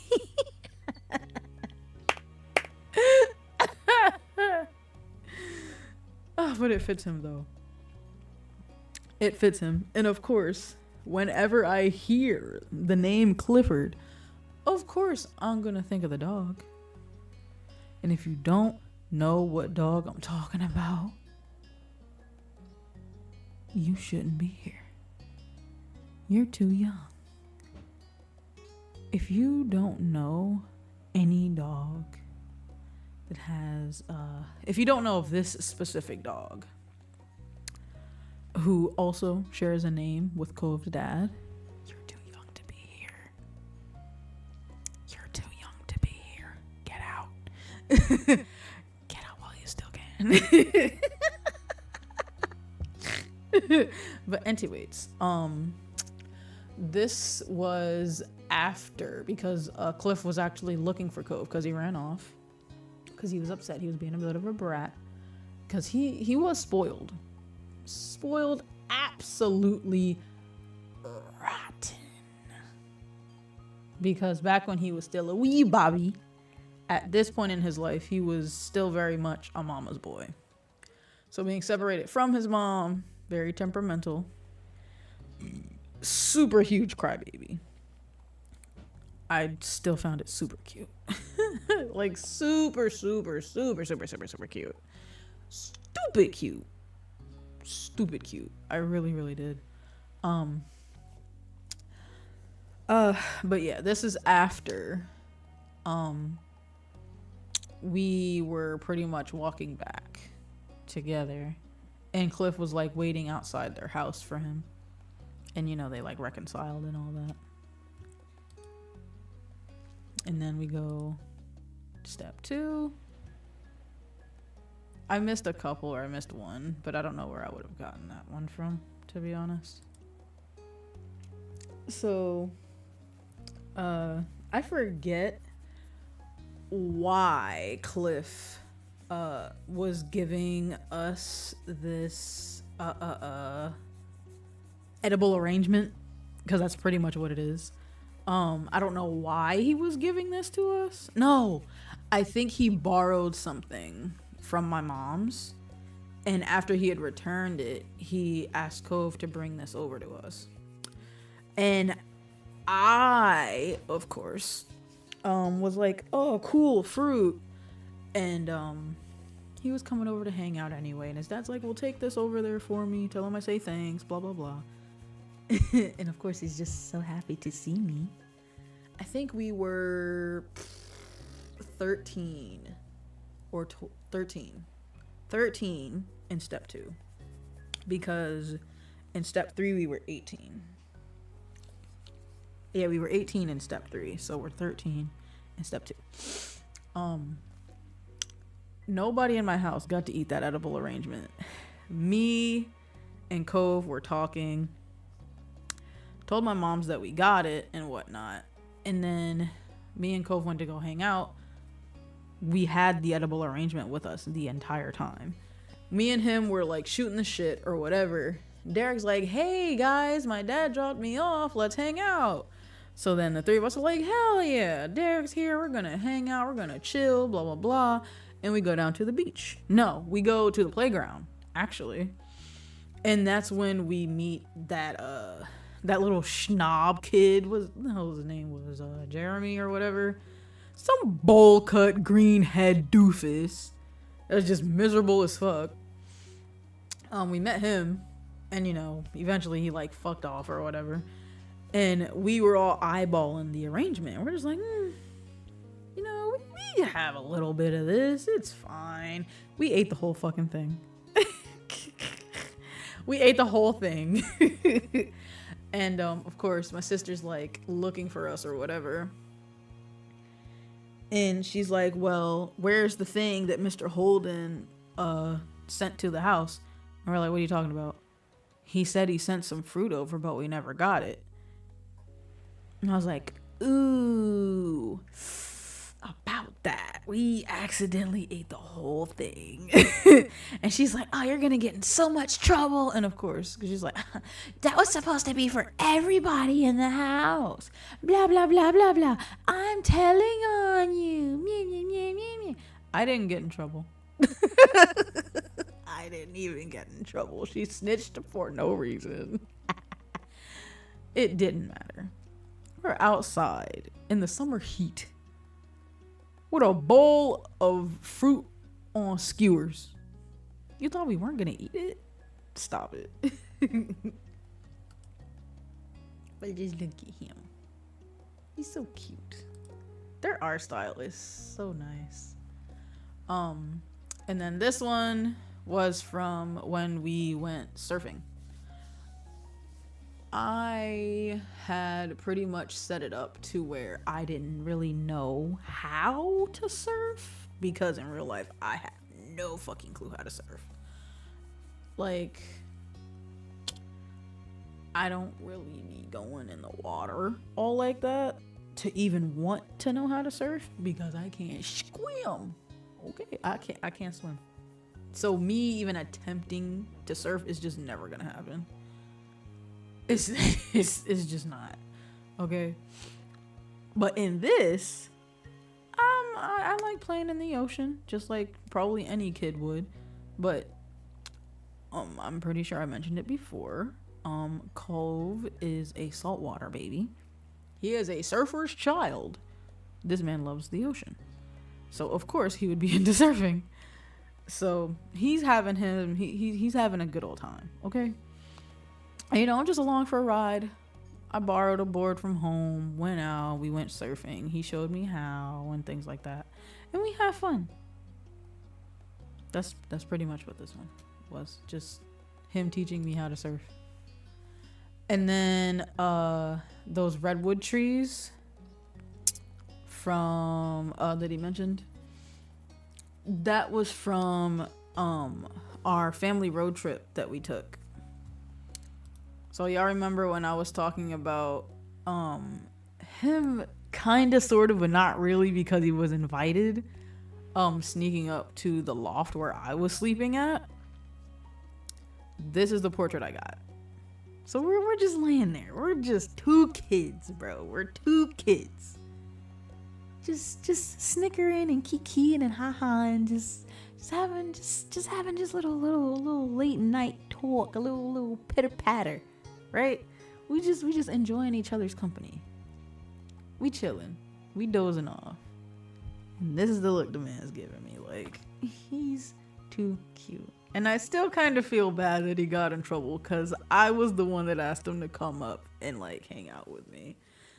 And it was also because he's like extremely adamant about sleeping on the floor for whatever reason whenever there's an option to give me an actual sleeping space.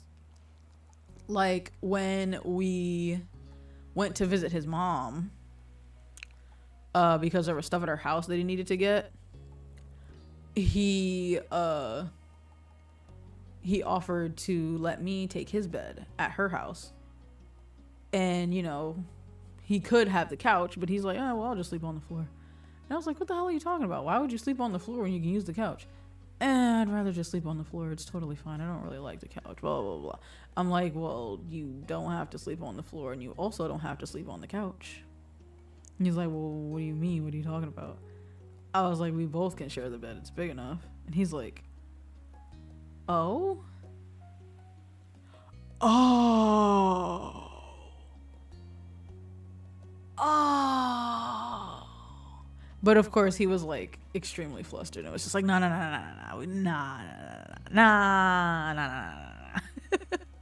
He took the couch.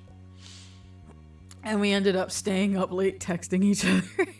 Even though we're like just a few rooms apart. It's pretty funny. But yes, this is from the road trip, not our trip to his mom's house. Because that happened in step 3. I want to say this was another day during that same summer in step 2. I think we had hung out majority of the day, and he was just having like a really nice day. And of course this man does not want it to end. He's like, well, we did hang out at the beach, but I don't really feel like going home yet, so I'm going surfing. Do you want to come hang out? And of course these little window panes here on the sides, that's my bedroom window. The whole scaling the side of my house to get into my window was not a joke. It wasn't a joke. It's a running gag. Like legitimately, it's a running gag. I know I have a portrait in the next step where he is sitting in my window, which is this one actually. He actually surprised me coming home early from his week vacation or whatever from visiting his mom. And I didn't even know that I was expecting him to come like the day after, like the next day.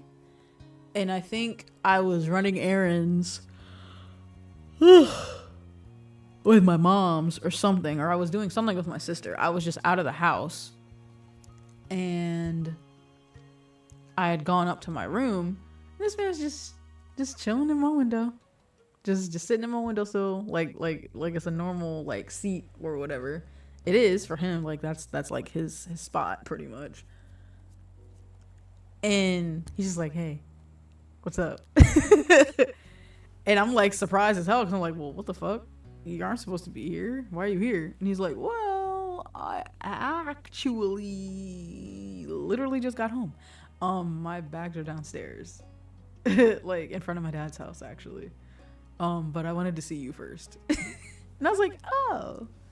So your dad doesn't even know you're back in town yet. He's like, nah. Wanted to see you first. I was like, oh. Oh. Geeked. Hilarious. Childish giggling. That's how happy I was. I was like, oh, that's so sweet. Also, same summer. This was after he went to a fundraiser that was hosted by an organization that he was volunteering at over the summer. I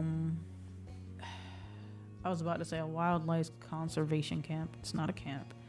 It's for sea life. And the organization is called Orca. They were doing a fundraiser and, you know, Cove was invited. He even got mentioned in like their speech or whatever they did. We went to this really, really nice like venue type area or whatever where they were holding the event. It was all sea. Oh my gosh. Whew. Sea themed and everything else. It was like a super bougie type of place. And we were both just like stiff as hell because we were uncomfortable, but we were still, oh my God. We were still having fun because we were together. Were we dating yet? I think we started dating in step 3 because we weren't dating as early teens. We started dating as late teens. So like when we turned 18-ish, that's when we started dating. And then later on, is when we not became official, because when we started dating, that's us being official, but we got engaged off screen pretty much. Like there wasn't any sort of like special proposal type setup or anything like that. It was just side commented that we got engaged at some point, because that could have happened whenever. Same evening, we had already separated for the night, said our goodnight, said our goodbyes and everything else. And of course, in true Cole fashion, he decides to wait until I am completely asleep. Hey, wake up. I have something I want to show you. And this man shows up with a firefly. And he was like, I haven't seen them yet. And I was starting to get worried that they weren't going to come back this summer and blah, blah, blah. But I caught one and I wanted to show you. And he was so happy. He was so happy to show me this firefly. I couldn't even be upset with him. I was like, this is so fucking cute. This man, like, we had like the best day ever at this event, at this dinner. And then to make the day even more so better than it already was, he wanted to see me again afterwards just to show me this firefly. And I don't know how exactly I would have triggered it. Maybe if I had decided to be not more aggressive, but if I had decided to lean more on the fawn side in the previous step, that I think in this particular event for step 3, I think he might have confessed instead of me confessing. I even tried playing around with like the options and everything to see if maybe I'd be able to like leave some space in between or something to where he would bring it up and confess. But 3 out of like the 4 options were just ways for me to initiate. But I'm actually really curious to see what him initiating it would have been like. But it also could have been the initiative I chose. Because I feel like the initiative thing came in starting with the 3rd step, to where it's pretty much an in-game system that determines how Cove reacts to the player. where low initiative is me pretty much having to initiate everything. Middle initiative is pretty much a clean split where everything is mentioned and I can make a choice on whether or not, you know, I want certain things to happen. Like, I don't want things happening to me. I want to have some kind of control.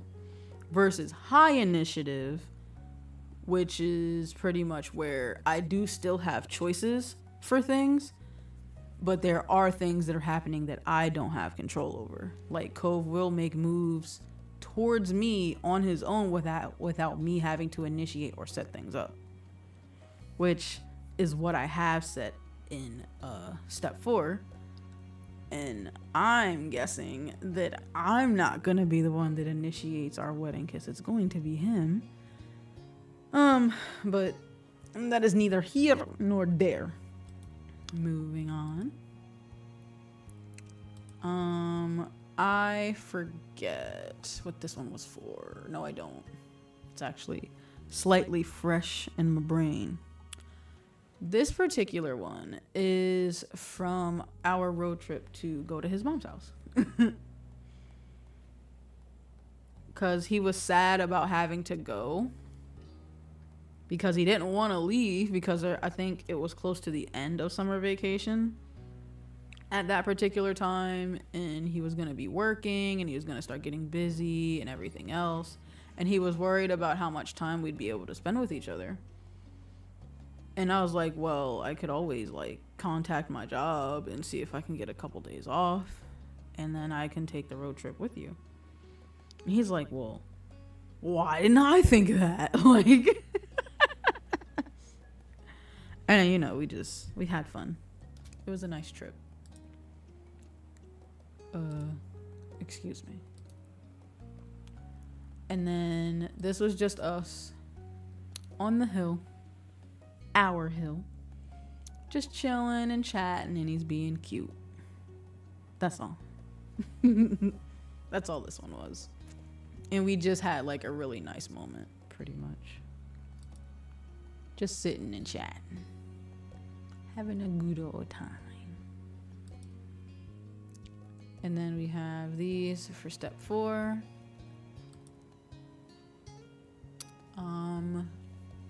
This was the very beginning of the 4th step when we had returned back to Sunset Bird for my mom's anniversary dinner. Cove had already beat me here because I think he was visiting his dad, or he was planning on seeing his dad anyway, so we came separately.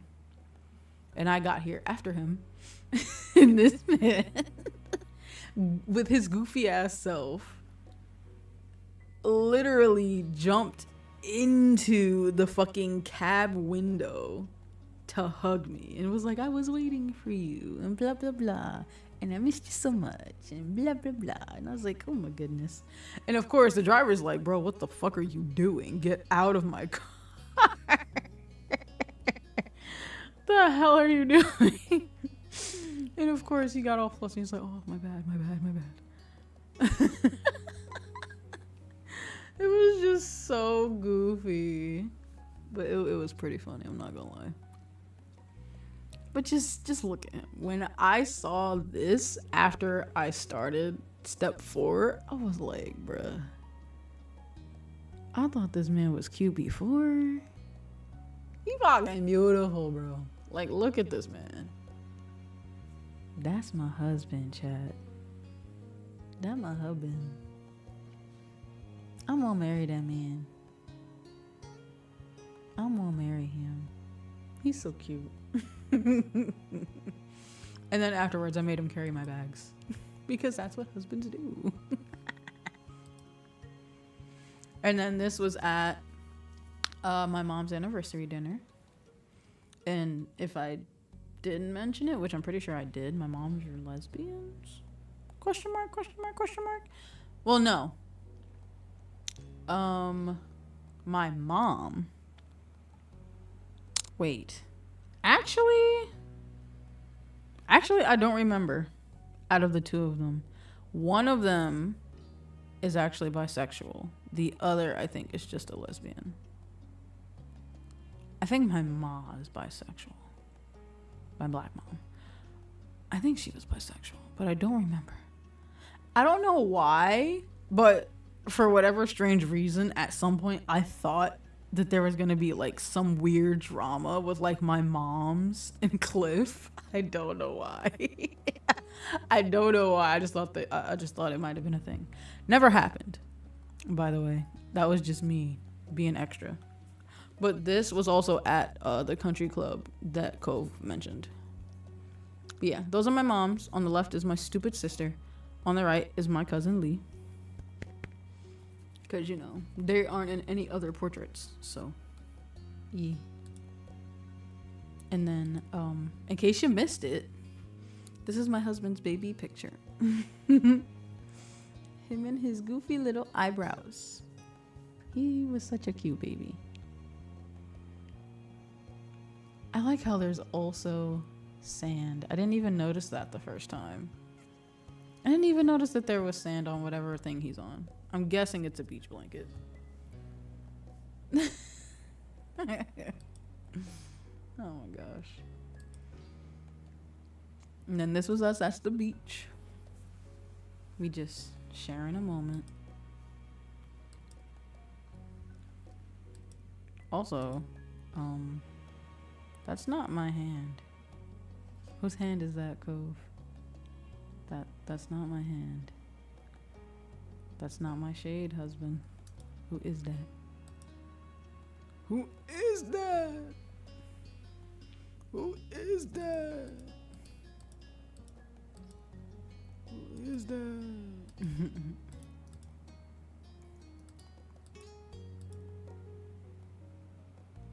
I forget how I even had my hair for real, for real.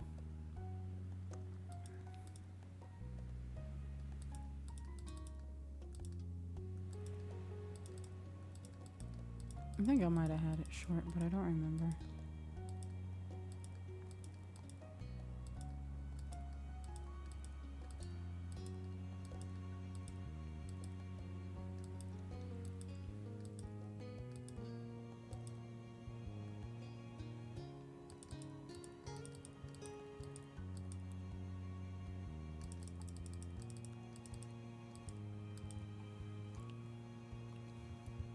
You already know.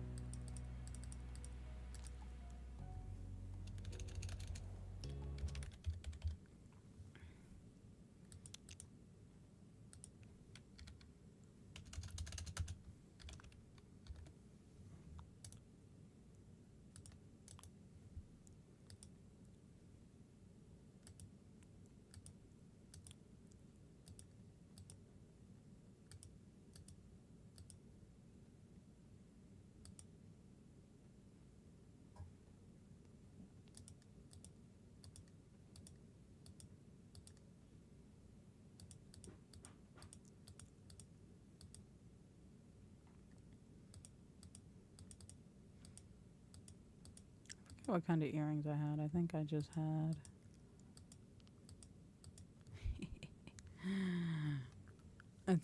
had hoops. 'Cause hoops are pretty good.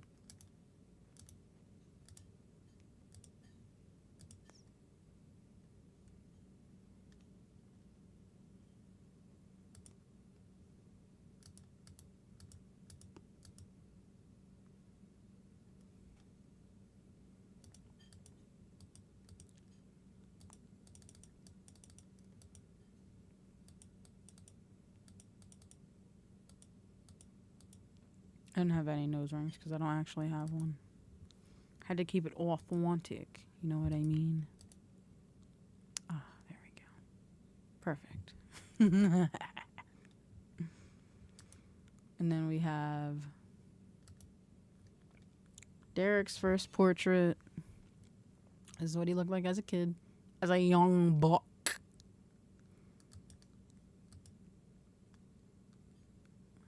And funnily enough, actually,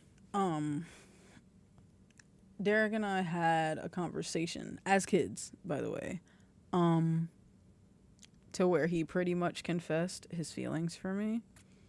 And he was like, well, you know, when we get older, you know, if you aren't with anybody and if I'm not with anybody, like, what would you say to us getting married? Question mark, question mark, question mark, question mark. And I was like, oh, that sounds cool, actually. Like, why not? And I was like, I'm not going to sit here and lead you on, Derek, but you said if we're not dating anyone when we become adults, you and I will get married. You cool. I appreciate you. But that's not happening. I agreed. And like we shook on it and everything, but under no circumstance was I going to be marrying Derek. So sorry. Love you, homie, but like nah. And this is our wedding planner. This is what the fuck he rolled up looking like when we first met him. Now, you getting the same weirdo cringe vibes I'm getting, right? Just look at his shirt. Look at his shirt. White hair with black tips, bro. Come on. You look goofy. Like, I get what you were trying to go for, but you doing too much. You doing too much. You holding the pen too hard. I'm sorry.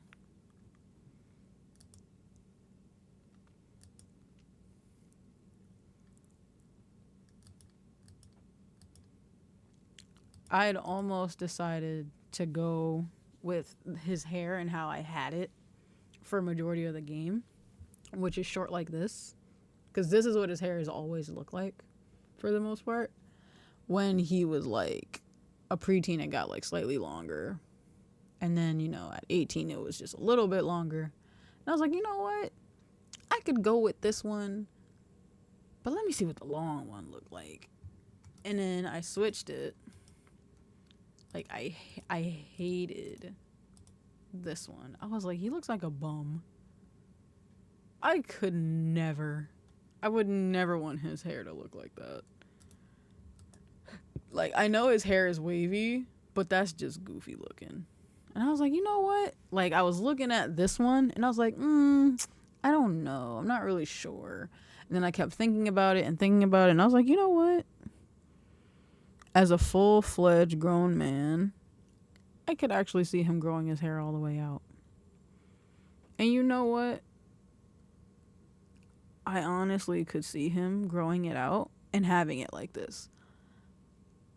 Because his dad's hair has always been long, and he's had it tied back in a similar fashion, right?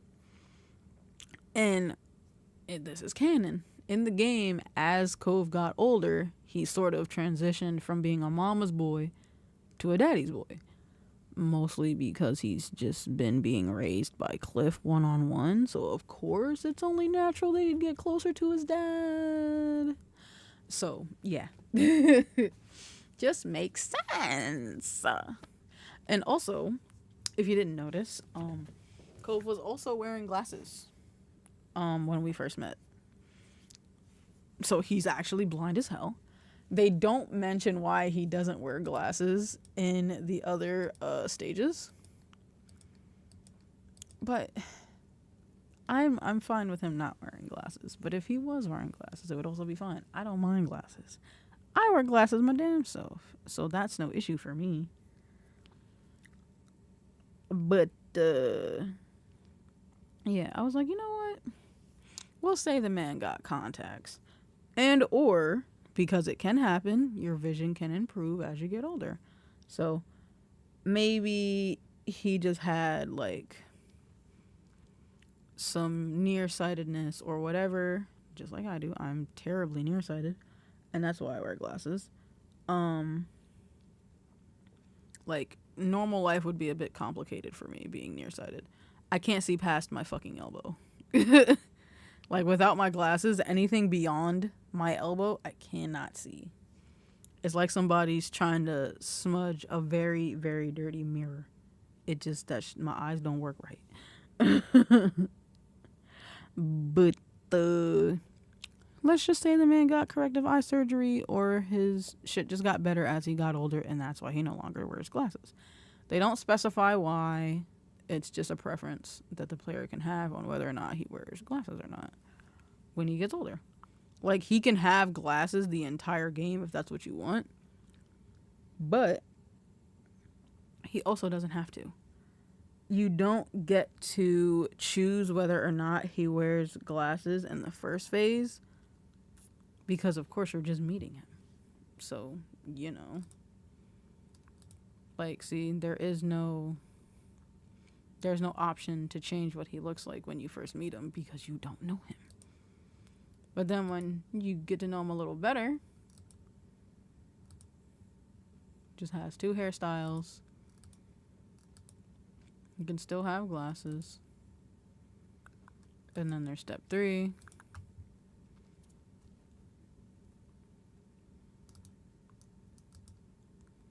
He also could have had longer hair, but I was like, ugh, no. Makes him look too girly. It's because he still has a baby face. Even still, as an adult, he's still got a baby face. But the way he has his hair styled makes him look a bit more mature. Like this, come on now. Stop it. And this one, I'm just like, why? Why would he cut his hair like this? That looks terrible. I hate that hairstyle. I would never, ever have him wear his hair like that. This is natural. From the previous stage of life to the next one, that's exactly what his hair should look like. And I was like, you know what? That makes sense. So that's what we're going with. And we could still have him wear glasses if we want.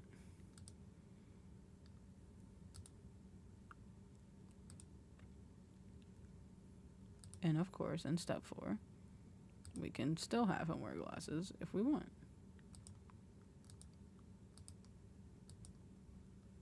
Any of the 3. And that's totally fine. But that's all of the CG dyes. And junk like that.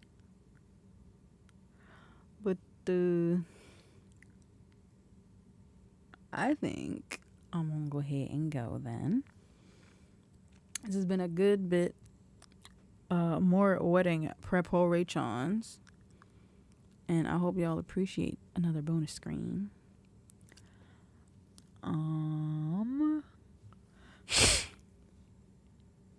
Yeah, so I think I'm gonna go figure out what I'm gonna have for dinner.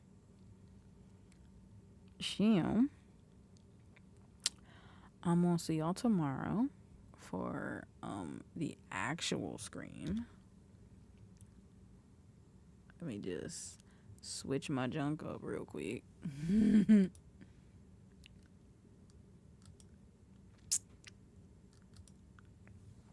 And do my outro. So, if you haven't already, feel free to hit the description of the video so that way you can join us in the Discord, where you can participate in polls when I post them, share memes, hang out with peeps, and just have a good old time. And also, if you're enjoying the bonus screams where you get to watch me marry this adorable little Shimmy Woe, you know, if you're watching this a little later and you may or may not want to see more Cove and bonus streams, you should definitely comment bonus stream so that way I know, because otherwise I will just shoot through the rest of it. But I also like seeing y'all's reactions to stubs, so I might just keep doing it as a bonus stream anyway. But I like to know what y'all prefer to see. when y'all actually, tell me and whatnot. So, yeah. But anyways, I'm gonna go ahead and go because I'm getting a bit hungry and I should go eat some food. Might make me a sandwich or something. I don't know. I'll figure it out. But yeah, I'm gonna go ahead and go. And I'm gonna see y'all on Tuesday for something. I do not know what.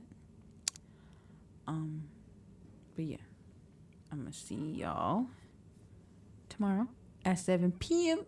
EST. Tomorrow.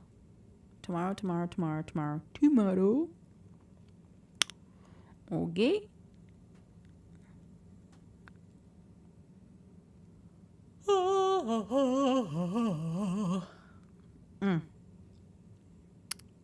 Okay, bye.